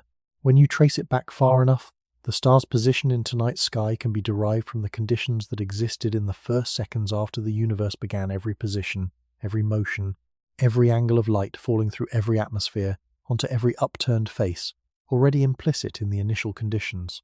The universe, from its very first moment, was already heading toward this particular night, this particular ridge, these particular eyes. There is a kind of comfort in this, if you allow yourself to feel it. Not the comfort of control. You have no control over the motions of stars, no influence over the processes that have been running since before the Earth existed. But the comfort of belonging, the comfort of being embedded in something so vast and so patient that your own brief moment within it is held, without effort, without even awareness, the way a leaf is held by the current of a river that does not notice the leaf but carries it nonetheless, all the way to the sea. Breathe in. The air you breathe tonight has been on this planet for 4 billion years, cycling through lungs and leaves and water and sky. carrying the same atoms from one form to another without ever leaving the system. The oxygen in your next breath was produced by photosynthesis by plants and algae, converting sunlight into sugar and releasing oxygen as a byproduct, a process that has been running for more than 2 billion years, that turned the early Earth's atmosphere from one kind of gas to another and made all animal life possible. You are breathing the product of the oldest continuous biological process on Earth. You are participating, without effort, in the oldest collaboration between life and light that this planet has ever known. The Savanna holds all of this lightly. It does not curate its own history. The ground does not mark the places where important things happened. The grass does not grow differently over the spots where human feet pause to look upward and feel, for the first time, the particular combination of smallness and meaning that characterizes the human relationship with the sky. Everything is equally unremarkable in the physical landscape, equally patient, equally present. The profundity is not in the place. It is in the creature that passes through the place, that carries its own history with it, that transforms every location it inhabits into a location where something has happened because something is always happening inside the mind that occupies it. You are that creature. You have been carrying your own history through every landscape you have ever occupied, transforming each one into a place where something happened, adding it to the long, continuous story that began before you were born and will continue after you are gone. The story does not require you to be conscious of it in order to continue. It continues whether you think about it or not. But on the nights when you do think about it, on the nights when you lie on your back and look up and feel the particular vertigo of the sky's depth and the particular warmth of being alive in a universe that did not need to make anything alive but did anyway, on those nights, you are doing something very close to what Kael did. You are naming it, in whatever language you have. You are saying, "This, I see this, and it is worth a sound." You have been awake for 70,000 years. Not you specifically, the human project, the continuous process of consciousness being passed from one generation to the next, the relay race of wakefulness that began before Kael and has not stopped and will not stop for a very long time. But you, tonight, are not required to carry it forward. Tonight the baton passes. Tonight the long day ends and the longer night begins. And what you are asked to do is the simplest and most ancient thing there is. Let go. Sleep is older than we are. It existed as a biological process long before Homo sapiens existed, before our genus, before our order, before anything recognizably mammalian moved through the world. The fish sleep. The reptiles sleep. The birds sleep, with one eye open and one hemisphere resting, the extraordinary split-brain sleep of animals that cannot afford full unconsciousness. Every living thing that has a nervous system sleeps in some form, because the nervous system requires rest, the way a fire requires fuel not to continue burning, but to continue burning well. We sleep the same sleep that all our ancestors slept. The same neurochemistry, the same cycles of deep sleep and lighter sleep and dreaming, the same restoration of the body and the consolidation of the day's learning, and the clearing of the waste products that accumulate in the brain during waking hours. Kael slept this sleep, on the warm stone, on the grass, beside the fire. Every person in his band slept it. Every person in every band that descended from his band, through all the long generations, has slept it. You are sleeping it now, or approaching it, the threshold very close. The fire is embers. The word for this embers is one of the words in English that carries its meaning in its sound, that sounds like what it is: low, rounded, glowing, the last warmth of a consumed thing. The fire has done its work and is resting. The people around the fire have done their work and are resting. The Savanna has done its daily work, and the seasonal work, and the epochal work of being a place where life can happen, and it is resting too, in its own way, in the quiet dark hours when its most active processes slow, and the night settles into something approaching stillness. Kael's breathing is very slow now. You could count it, if you were beside him, one breath for perhaps every 5 heartbeats, the long, deep breathing of deep sleep, the body having found its most efficient rhythm and settled into it with the confidence of something that has been doing this for a very long time. His chest rises and falls. The child beside him rises and falls with the same rhythm, the two of them synchronized without planning, the way bodies close to each other tend to synchronize, the way breathing is contagious in the direction of peace. The night is in its fullest part now. The night that comes between the setting of the moon and the first hint of dawn, the night at its most complete, its most itself, the darkness that has no ambient light to soften it, and no coming light to anticipate. This is the dark that human beings lived in for most of their history, before fire became reliable and before artificial light became available, and it is a deeper dark than most people who live with electric light have ever experienced. It is not frightening. In the context of a sleeping band with a fire nearby and familiar country in every direction, it is simply dark, simply complete. In that dark, the stars are their brightest.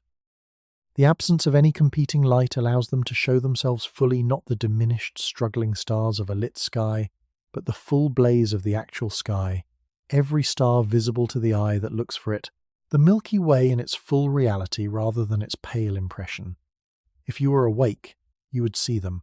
If you were awake and outside and away from any light, you would see them exactly as Kael saw them. The same stars, the same sky, the same ancient light arriving after its long journey through the cold and the dark. But you are not required to be awake. The stars will continue without your attention. They have been continuing without anyone's attention for most of their existence, burning in the time before there were eyes to see them, burning in the time after every eye that sees them tonight has closed for the last time. Your sleeping adds nothing to their burning and takes nothing from it. You can let them go. You can let the sky be sky without your watching, the dark be dark without your noting it, the night be night without your being in it. This is permission. The kind of permission that is hard to give yourself when you are awake and responsible for things and aware of what the next day will require. But sleep is where permission lives. Sleep is the nightly reminder that the world will continue without your supervision, that the star does not need your eye to burn, that the Savanna does not need your attention to breathe. You can put it all down.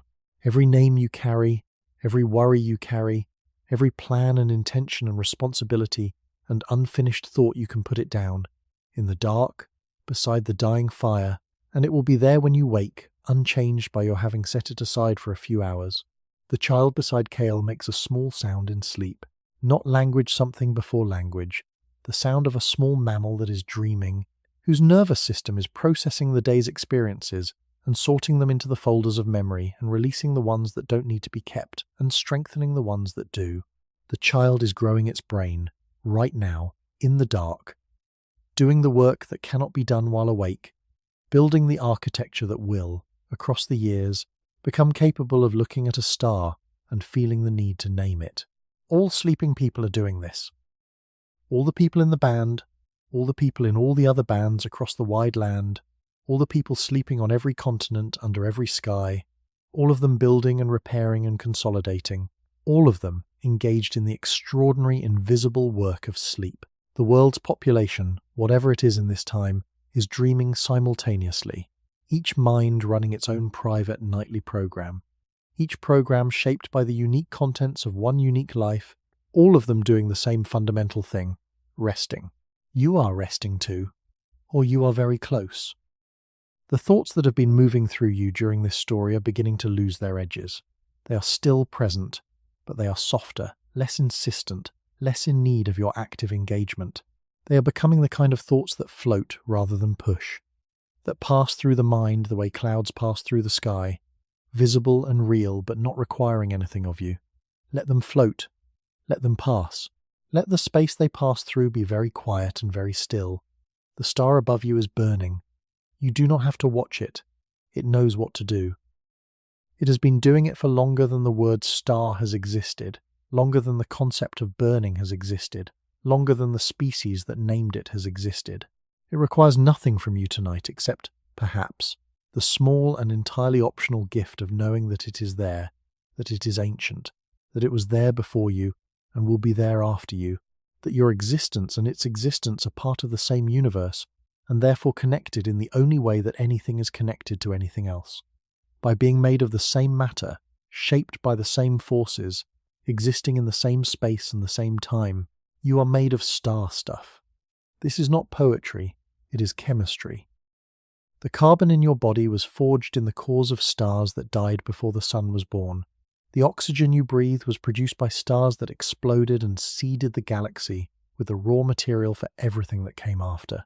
You are the universe's way of being made of stars and also being able to look at stars. You are the loop completing itself. You are the ending that is also a beginning. Kael sleeps. Sama sleeps. Ita sleeps. The whole ancient Savanna sleeps in its own way, in the quiet and the dark and the patient turning of the world beneath the patient burning of the stars. And you, in your warm and particular corner of the world, in your particular night, under your particular piece of the same sky that everyone has ever lived under, you are sleeping too. Or you are at the edge of it. The edge is right here. You can feel it. It is as warm as stone that has been in the sun all day, as dark as the space between stars, as quiet as the hour before the birds begin. Let yourself go there. You have been awake long enough. The naming is done for tonight. The stars will keep their names until morning. The savanna will keep its grasses and its animals and its wide, breathing patience. The fire will keep its coals warm until the morning, and in the morning everything will begin again, the way it has always begun and always will begin, in the clear light of a world that has been here much longer than any name given to any part of it. Sleep now. The star is still there. It will be there when you wake. There is a particular quality to the silence that follows a long story, a silence that is not empty but full, the way a room is full after people have been in it, the atmosphere altered by their presence even after they have left. You have been in this story for a long time now. You have been on the ridge with Kael, and in the camp with the band, and in the overhang during the storm and under the Milky Way on the night when the river of stars poured its full glory across the sky from horizon to horizon. You have been in the grass with Ita, and at the waterhole's edge watching the star reflected in the still water. You have been in all of these places, and they are still in you, the way any experience remains in you after it is over. The body knows when a story is ending. There is a deepening, a settling, a gradual release of whatever held the attention so carefully during the long listening. The muscles soften. The breathing slows. The thoughts that were tracking the narrative begin to release their grip, the way hands release something they have been holding for a long time, the slow uncurling of fingers that have been curved around a shape. The shape dissolves. The hands rest. The whole long effort of following and imagining and wondering quiets itself down into the simplest possible state. You have everything you need tonight. The bed beneath you is real. The air around you is real. The darkness, which is not threatening but simply the absence of light, is real in the way that rest is real, a genuine condition, a positive state of the world rather than merely the removal of another state. You are in the dark the way the savanna is in the dark, naturally, appropriately, with everything that needs to be hidden, hidden, and everything that needs to rest, resting. Let the story go. It has been told. Kael has named his star and taught Ita, and sat beside Sama in the morning light and watched the storm transform the landscape, and carried his wonder forward through all the days of an ordinary life that was not ordinary at all, because every life that has ever been lived has been extraordinary. Kael's life was the whole world from his centre. Your life is the whole world from yours. The fire has almost gone now. There are coals. They are warm but not bright, giving heat without much light, doing the last patient work of burning before the morning air finds them, and they cool and grey, and the cycle completes itself the way all cycles complete themselves, simply by arriving at their natural end and returning their substance to the world. The coals breathe their last warmth into the night. The night receives it. The air carries it up and away toward the sky, where it disperses into the enormous darkness and becomes part of the temperature of the world. Everything is held, everything returns, everything continues in some form, even after the form it had is gone.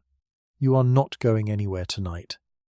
You are simply changing state from the waking state, with its noise and its colour and its insistent demands on attention, into the sleeping state, which is quieter and darker and slower and just as real, just as necessary, just as much a part of being alive as the waking that preceded it.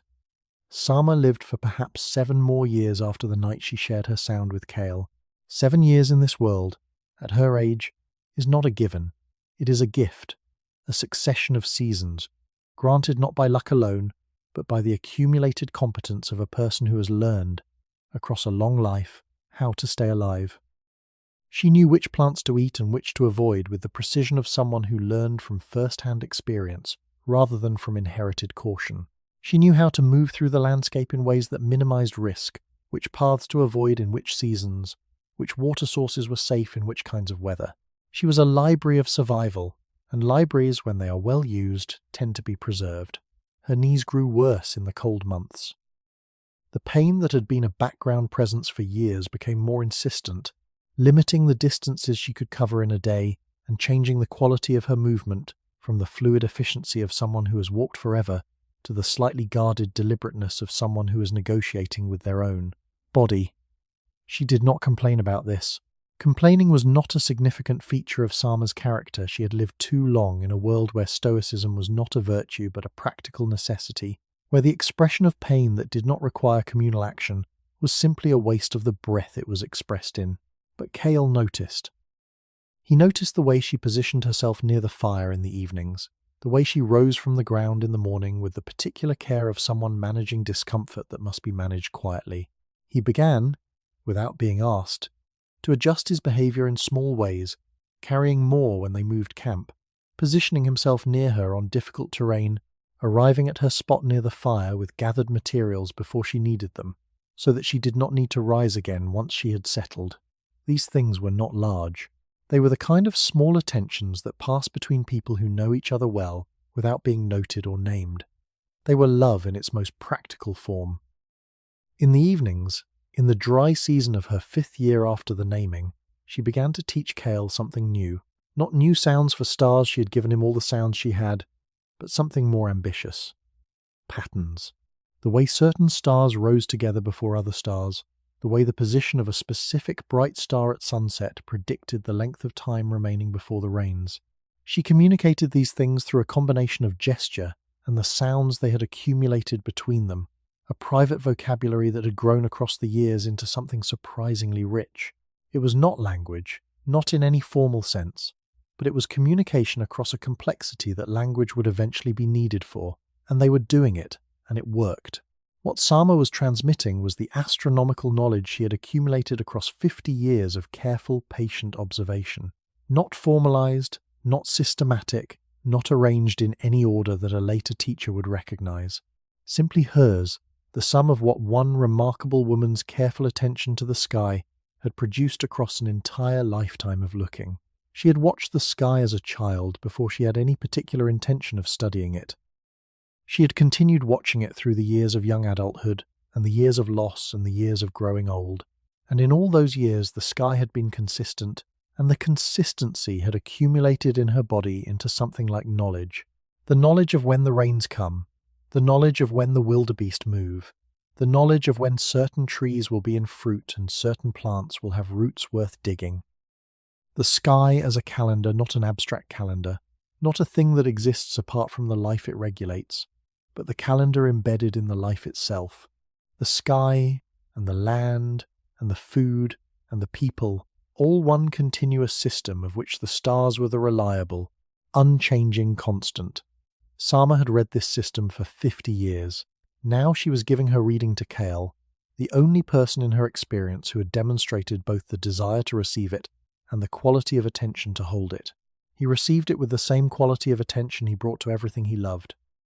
He sat beside her in the evenings, and he watched where she pointed, and he made the sounds she made for the positions of things, and he felt, gradually, the connections forming between the sky knowledge and the earth knowledge that he already held. The star in that position meant the rains were perhaps 30 days away. The cluster overhead at midnight meant the season of plentiful berries was approaching. The absence of a certain bright star from the evening sky meant the band should be moving toward the eastern waterway before it dried. The sky was full of this kind of information, if you knew where to look and what you were looking for. In the 6th year after the naming, Sama became ill. The illness was not dramatic, not the sudden high fever of some illnesses, not the visible injury of others.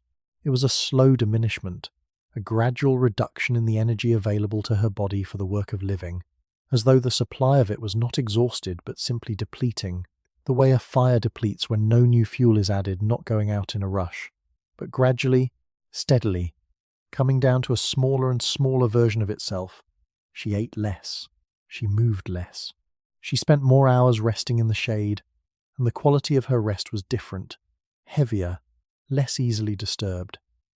Kael understood what was happening. He had seen it before, the particular quality of this kind of diminishment, the way the body begins its process of withdrawal from the full investment of living, the way the face of a person approaching the end of their life takes on a quality of both presence and distance, as if they are already partly elsewhere. He sat beside her more often now. He made the sounds they had invented together, and she responded to them with the quality of response that still lives in people even when much of their daily energy has gone elsewhere, a recognition, a pleasure in being understood, a warmth that needs no physical warmth to sustain it. She died on a night in the dry season, when the sky was clear and the stars were at their best. Her breathing, which had been slow and irregular for several days, simply stopped, the way a fire stops when the last coal finally goes out, not with drama, not with announcement, but with the quiet simplicity of something concluding.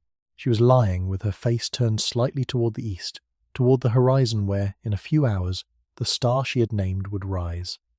Whether this was deliberate or coincidental, no one could say. Kael chose to believe it was deliberate, because believing it felt right, and in this world, feelings of rightness have always been a form of evidence. He sat beside her for a long time after she died. The band respected this, as they respected all the forms of grief that people needed to move through, understanding from long experience that grief has its own timing and its own requirements, and that interfering with it is not kindness. He sat beside her and he looked at the sky, and he made the sound her sound, the sound she had given the star, the sound that was now his sound, and Ita's sound, and the sounds of several other people in the band who had learned it from Ita. He made the sound and looked to the east and waited for the star to rise. It rose as it always rose in the slow and stately way of all celestial things. He watched it clear the horizon and begin its arc across the sky. He watched it the way Sama had always watched it, with full, quiet, unhurried attention, the attention of someone for whom this is not performance but practice, not tribute but continuation. He made the sound one more time, very quietly. The star burned on, indifferent to the loss of its oldest name-giver, carrying its light through the dark as it had carried it for longer than grief, has been a thing that any creature can feel. In the morning, the band continued. They buried Sama in the earth near the camp, the way they buried all the people they lost, returning them to the ground that had fed them all their lives. The ceremony was brief and practical and full of the particular tenderness of people who understand death as a fact of life, without being less moved by it for that understanding. Each person touched her hand. Each person made some small personal sound or gesture that carried whatever private thing they needed to express. Kael made the sound. The star was gone in the morning light, but the sound carried it, and in the sound she lived, or something of what she had been and done, lived the 30 years of private watching, the gift given on a ridge to a younger person who was ready to receive it, the chain of transmission that had already moved 3 links beyond her and would move further still. He would not go to the ridge alone for a long time after this. When he finally returned, it was with Ita, now perhaps 15 years old and taller than he remembered, already teaching the sounds to her own cohort of younger children. They sat on the warm stone and looked at the sky in the comfortable silence of people who share a vocabulary that includes silence. He made the sound for the star. She made it back. And between them, in the space of those 2 sounds, was everything. Everything that had been given and received and passed along. Everything that was still being given and received and passed along. The whole long project of human understanding moving forward on the legs of 2 people sitting on a ridge under an enormous sky, doing the only thing that has ever moved anything forward, paying attention and sharing what they found. Sama did not leave behind tools. She did not leave behind buildings. She did not leave behind writing. All she left behind was a pattern in the neural architecture of the minds. She touched a tendency towards certain kinds of attention, a habit of looking up, a preference for quiet observation over noisy participation, a way of holding still when other people moved. These tendencies passed forward through the children she taught, and the children those children taught, diluting as they went, mixing with other tendencies from other teachers, becoming unrecognizable as specifically hers, becoming simply part of the accumulated character of the line that descended from her moment and her sky. She would not have wanted more than this. She was not the kind of person who wanted monuments. She was the kind of person who wanted continuation, the persistent forward motion of the thing she cared about, the survival of the practice of looking up. That practice survived.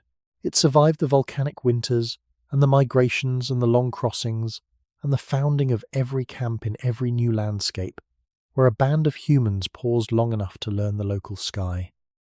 It survived everything that did not survive, because it cost nothing to carry and required nothing to maintain except the habit of occasional upward attention, which was its own reward, which paid for its own continuation by making those who practiced it feel, briefly and repeatedly, something that was worth feeling. There is enough. There has always been enough. The sky is enough, offered freely to anyone who will look. The star is enough burning, patient there. The night is enough wide and dark and full of distances that do not threaten but simply exist, the way all true things simply exist, asking nothing, offering what they have, waiting with the patience of objects that have no concept of waiting because they have no concept of time that would make waiting possible. You are enough. You have always been enough. Whatever brought you here, whatever questions arrived with you tonight, whatever the day deposited in the spaces behind your eyes, all of it is allowed to rest now. All of it can wait. The star will still be named in the morning. The star rose higher. The night deepened. Below the ridge, a new generation of children made their own sounds for their own stars, the practice having spread through the band the way practice is spread, not through instruction or decree, but through example and the irresistible human tendency to imitate what seems to carry meaning. The sky was being inhabited. Not just observed, not just used for navigation and weather reading, but inhabited, given names and sounds and relationships, made into a place that people lived in the way they lived in the Savanna, with knowledge and care and the particular intimacy that comes from paying attention long enough for something to become yours. The sounds spread the way all useful things spread in communities of people who share their lives completely, not through formal teaching, not through any moment of deliberate decision, but through the slow, organic process of imitation and variation and adoption. That is how culture has always moved.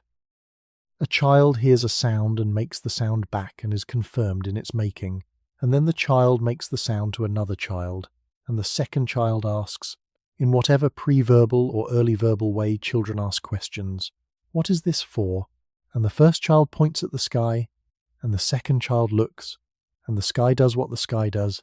It offers its lights, patient and permanent, and the second child understands, in the way that children understand things before they have words for understanding, that the sound belongs to the light. This is how languages begin, not with a committee deciding on vocabulary, not with a teacher writing words on a surface and students copying them down, with a child hearing a sound and making it back and being confirmed, and the sound passing from mouth to ear and back again until it is established, shared, no longer belonging to any individual but to the group. The group now carries the sound the way the group carries everything it needs in memory and in practice, in the recurring performance of the sound in contexts that confirm its meaning, in the teaching of it to children who are new to the world and need the world's vocabulary to navigate it. By the time Kael was what we might call middle-aged 30 years old perhaps, though the band did not count, there were perhaps a dozen sounds in use within the group for specific celestial objects. Some of these were his sounds.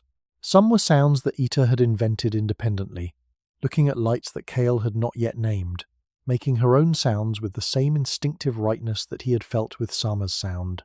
Some were sounds that children had made and adults had adopted, the process running in both directions, the younger generation contributing to the vocabulary as readily as the older one.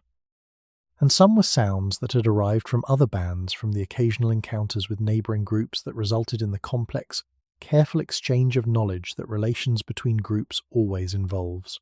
This last point is important. The practice of naming the sky did not develop in isolation within Kael's band. Other bands were doing it too in their own ways, with their own sounds, following their own paths toward the same destination, because the same sky was visible from every camp, and the same human impulse to name the visible was present in every human mind. And the conditions that favour the development of astronomical naming, the long, quiet evenings, the sustained attention required for hunting and tracking, the value of the sky as a navigational and seasonal tool were present everywhere that human beings lived under open sky, which was everywhere. When bands met, they sometimes shared their sounds. Not all of them, some sounds were private, held within a group the way certain practical knowledge was held within a group, not out of selfishness, but out of the understanding that certain knowledge is part of a group's particular competence and shares the same kind of value as a particularly good water source or a particularly productive hunting ground. But other sounds were shared, because sharing them cost nothing and the benefits of having a larger shared vocabulary were apparent. When two groups could refer to the same star by an agreed-upon sound, navigation and seasonal planning became easier. When different groups agreed on the same meaning for the position of certain stars, the logistics of moving through shared territory became more manageable. This cross-group exchange is the beginning of what will eventually become, much later, the international astronomical conventions that allow modern astronomers in different countries to discuss the same star in different languages but with coordinates and identifiers that transcend language entirely. The principle is the same, the star is the same. The agreement about what sound or symbol or number refers to what light is the same kind of agreement made between people who may not share a language, but who can point at the same sky and establish a shared reference. The stars have always been the common ground. They have always been the thing that everyone can see from everywhere, the universal starting point for the construction of shared meaning. Kael was not thinking about any of this. He was thinking, on a particular evening in his middle years, about the quality of the light on the western horizon, which had taken on a shade of orange that he had learned, across many seasons, to associate with the arrival of a change in weather. The long dry period was ending.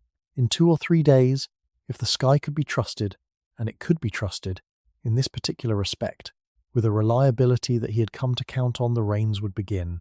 He had been watching for this.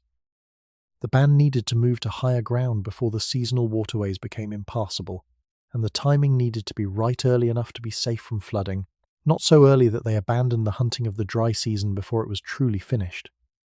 He made a sound, not for a star, for the colour of the sky, for the quality of this particular orange, for the weather it predicted. It was a new sound, one he had not made before, one that came to him in the moment the same way all his sounds had come to him, not chosen but discovered, as if the world was full of sounds waiting to be found, and his particular kind of attention was simply good at finding them.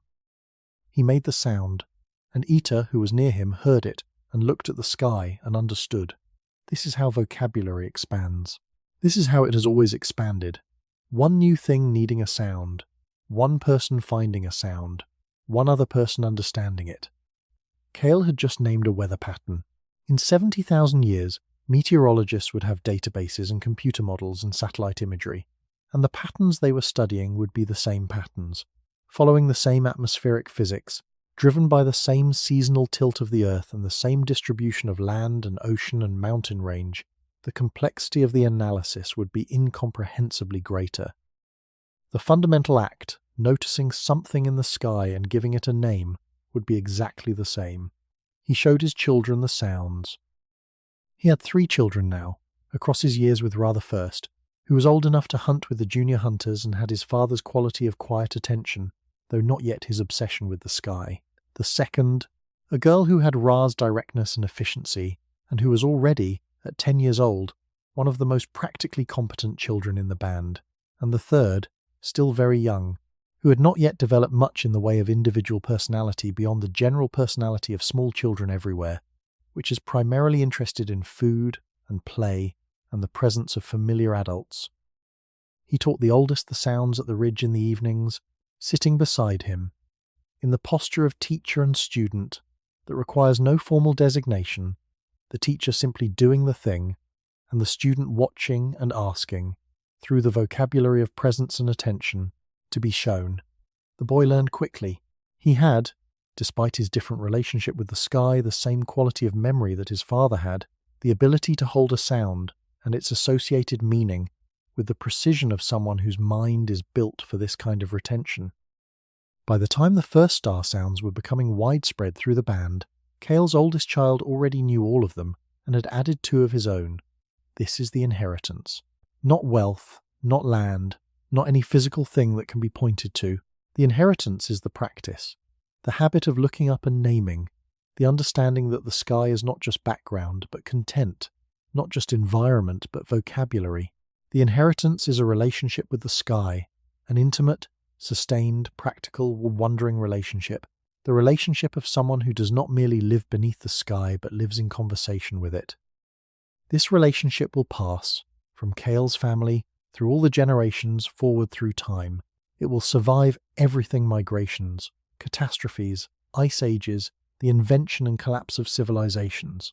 It will be recognizable, in its essential form, in every astronomer who has ever existed, in every child who has ever looked up and felt that reaching feeling, in every person who has ever lain on their back under the stars and felt, in the dark, the paradoxical sense of being both very small and very much at home. The evening settles around the camp.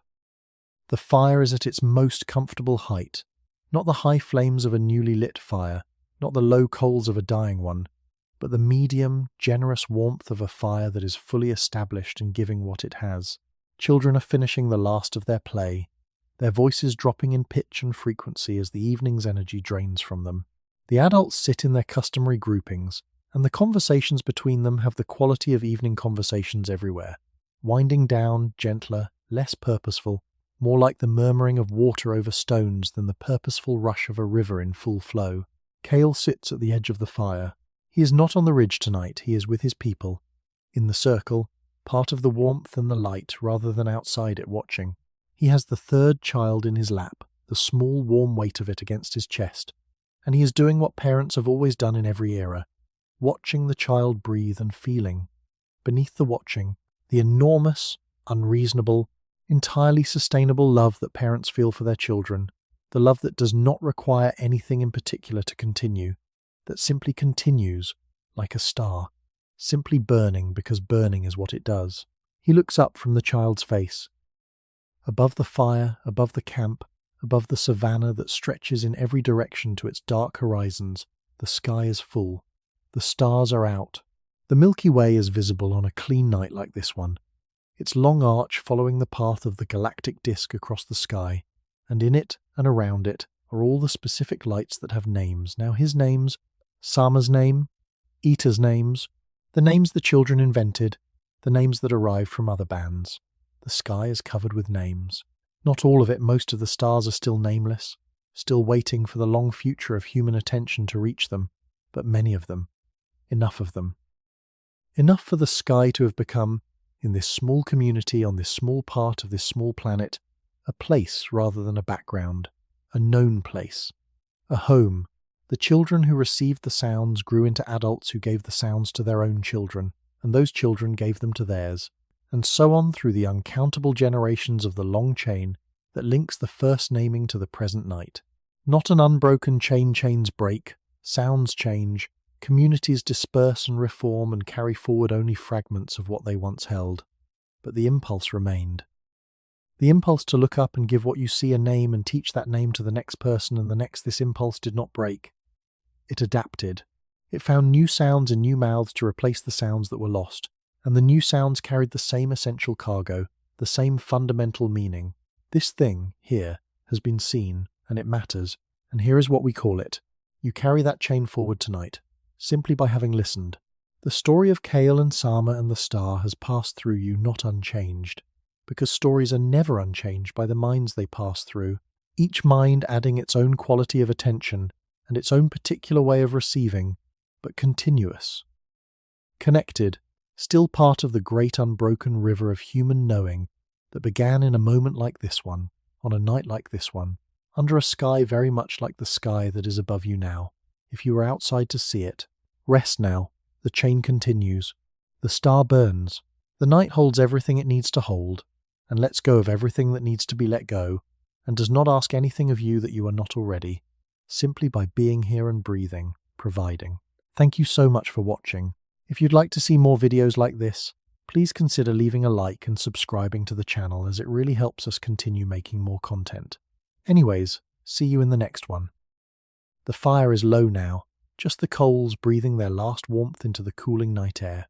The sounds around you are the quietest sounds, the kind that you stop hearing once sleep has taken you, that exist at the threshold between the waking world and the dreaming one. You are at that threshold now, the warm stone beneath you, the dark sky above you, the star, patient and permanent, burning in the space between. There is nothing left to do, nothing to understand, Nothing to solve, nothing to plan or prepare or worry over. All of that belongs to the waking world, and the waking world is very far away now, receding the way the shore recedes when you are moving out onto the water, still visible but no longer calling you back. Let it recede. Let the water take you. The water is warm and it knows where you are going. You are ancient. Your body remembers every night it has ever been through, not in memory, not in any form you can access with the waking mind, but in the deep tissue of biological being, in the patterns of sleep and waking that have been running since before your species was your species. You know how to do this. You have been doing this for your whole life, and before your life, and before the lives of everyone who came before you, all the way back to the beginning. Sleep is not something you need to learn. Sleep is something you need to allow. Allow it now. Let your thoughts soften.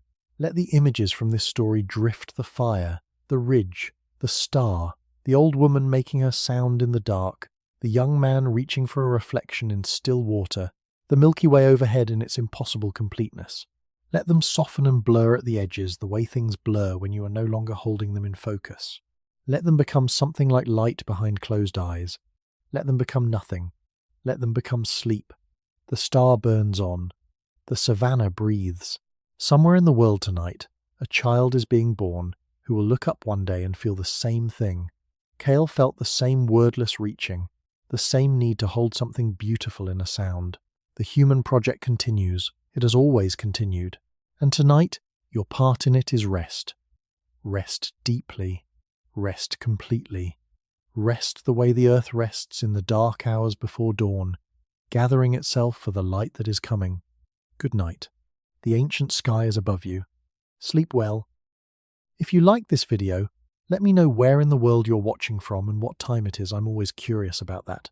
And if you have a suggested topic, feel free to leave it in the comments.